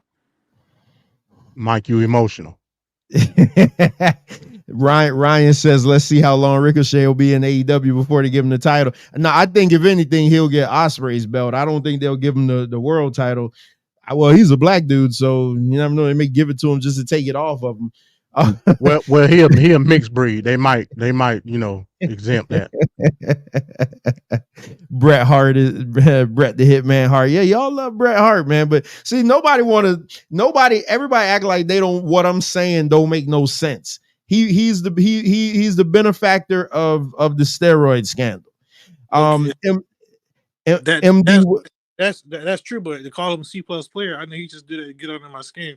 Ain't no way he's a C+ player, man. That's excellence of executioner. You got the executioner part right. And when we do that show, because for the longest they were running with a narrative, and I'm gonna debunk that narrative in that show. Because for year and we as the wrestling community owe somebody an apology, but I'm not going to say anything. We'll say it in that show. I'm going to debunk a narrative that we've been running with for 30 damn years. It is not true at all. MD, well, it's true that Vince McMahon killed his brother. He's going to try to flip it in every time. MD, what's your overall grade on this show? I understand the mid card.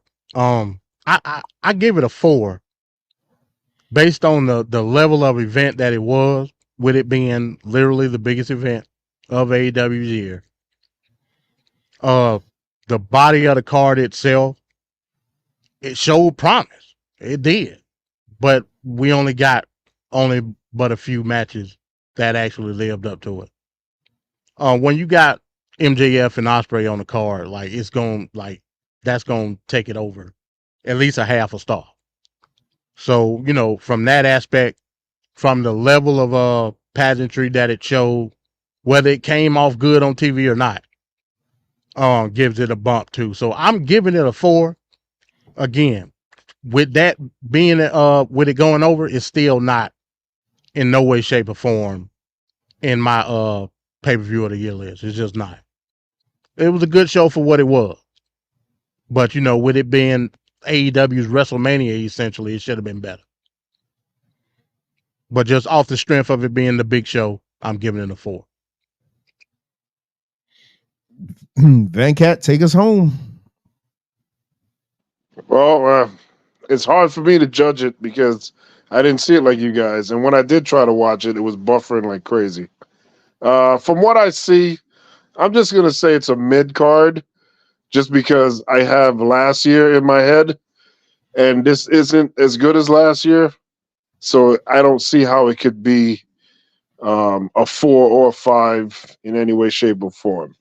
So it's got to be down because it's not as good as last year. So I'm going to say mid card because not too bad, not too good. Mid card, I think, is the proper placement. 3 stars. Damn, me and Van Cat agreed on this. I gave last year's on a 5. Wow, me and Van Cat agreed. That's crazy. Can't have too much of that going on. So there you have it, man. Great show as always. Thanks for joining the panel, Bones. Shout out to Ryan Armstrong, man, for newcomer to the Straight Talk Society. I never saw you over here. You stayed throughout the whole show too. I really appreciate that. We'll be back Saturday.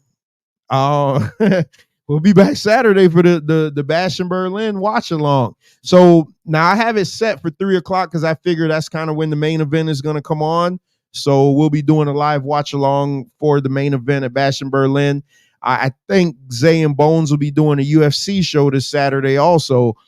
Before that, we're probably going to do a pre-recorded UFC show so we could put it out at a later date. Be sure to tune in to Tape Fist Politics every Tuesday at 6:30, 5 p.m. Eastern Standard Time. Man Talk Monday, every Monday at 6:05 p.m. We won't have Man Talk Monday this Monday because it's Labor Day. We'll be back the following Monday with the Baby Boy episode, the episode that we've been supposed to have done since January. We're finally going to do the Baby Boy episode. Make sure and tune into the MD20s channel. I know you got a thought box. I'm going live. I'm doing live right after this. I don't get no opportunities like this often, so I'm taking it. Oh yeah, I figure you're not driving. I noticed that. Yeah, you said I don't get this opportunity that often.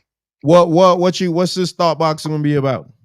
We talking about the truth about Black conservative, getting it out the way finally. I know you were real mouthy on Man Talk Monday, so I thought you were going to touch on that whole the 11-year the young kid getting drowned. Well, I'll bring it up real quick. I just want to bring up the statue. You know, that's all. That's all I was gonna do.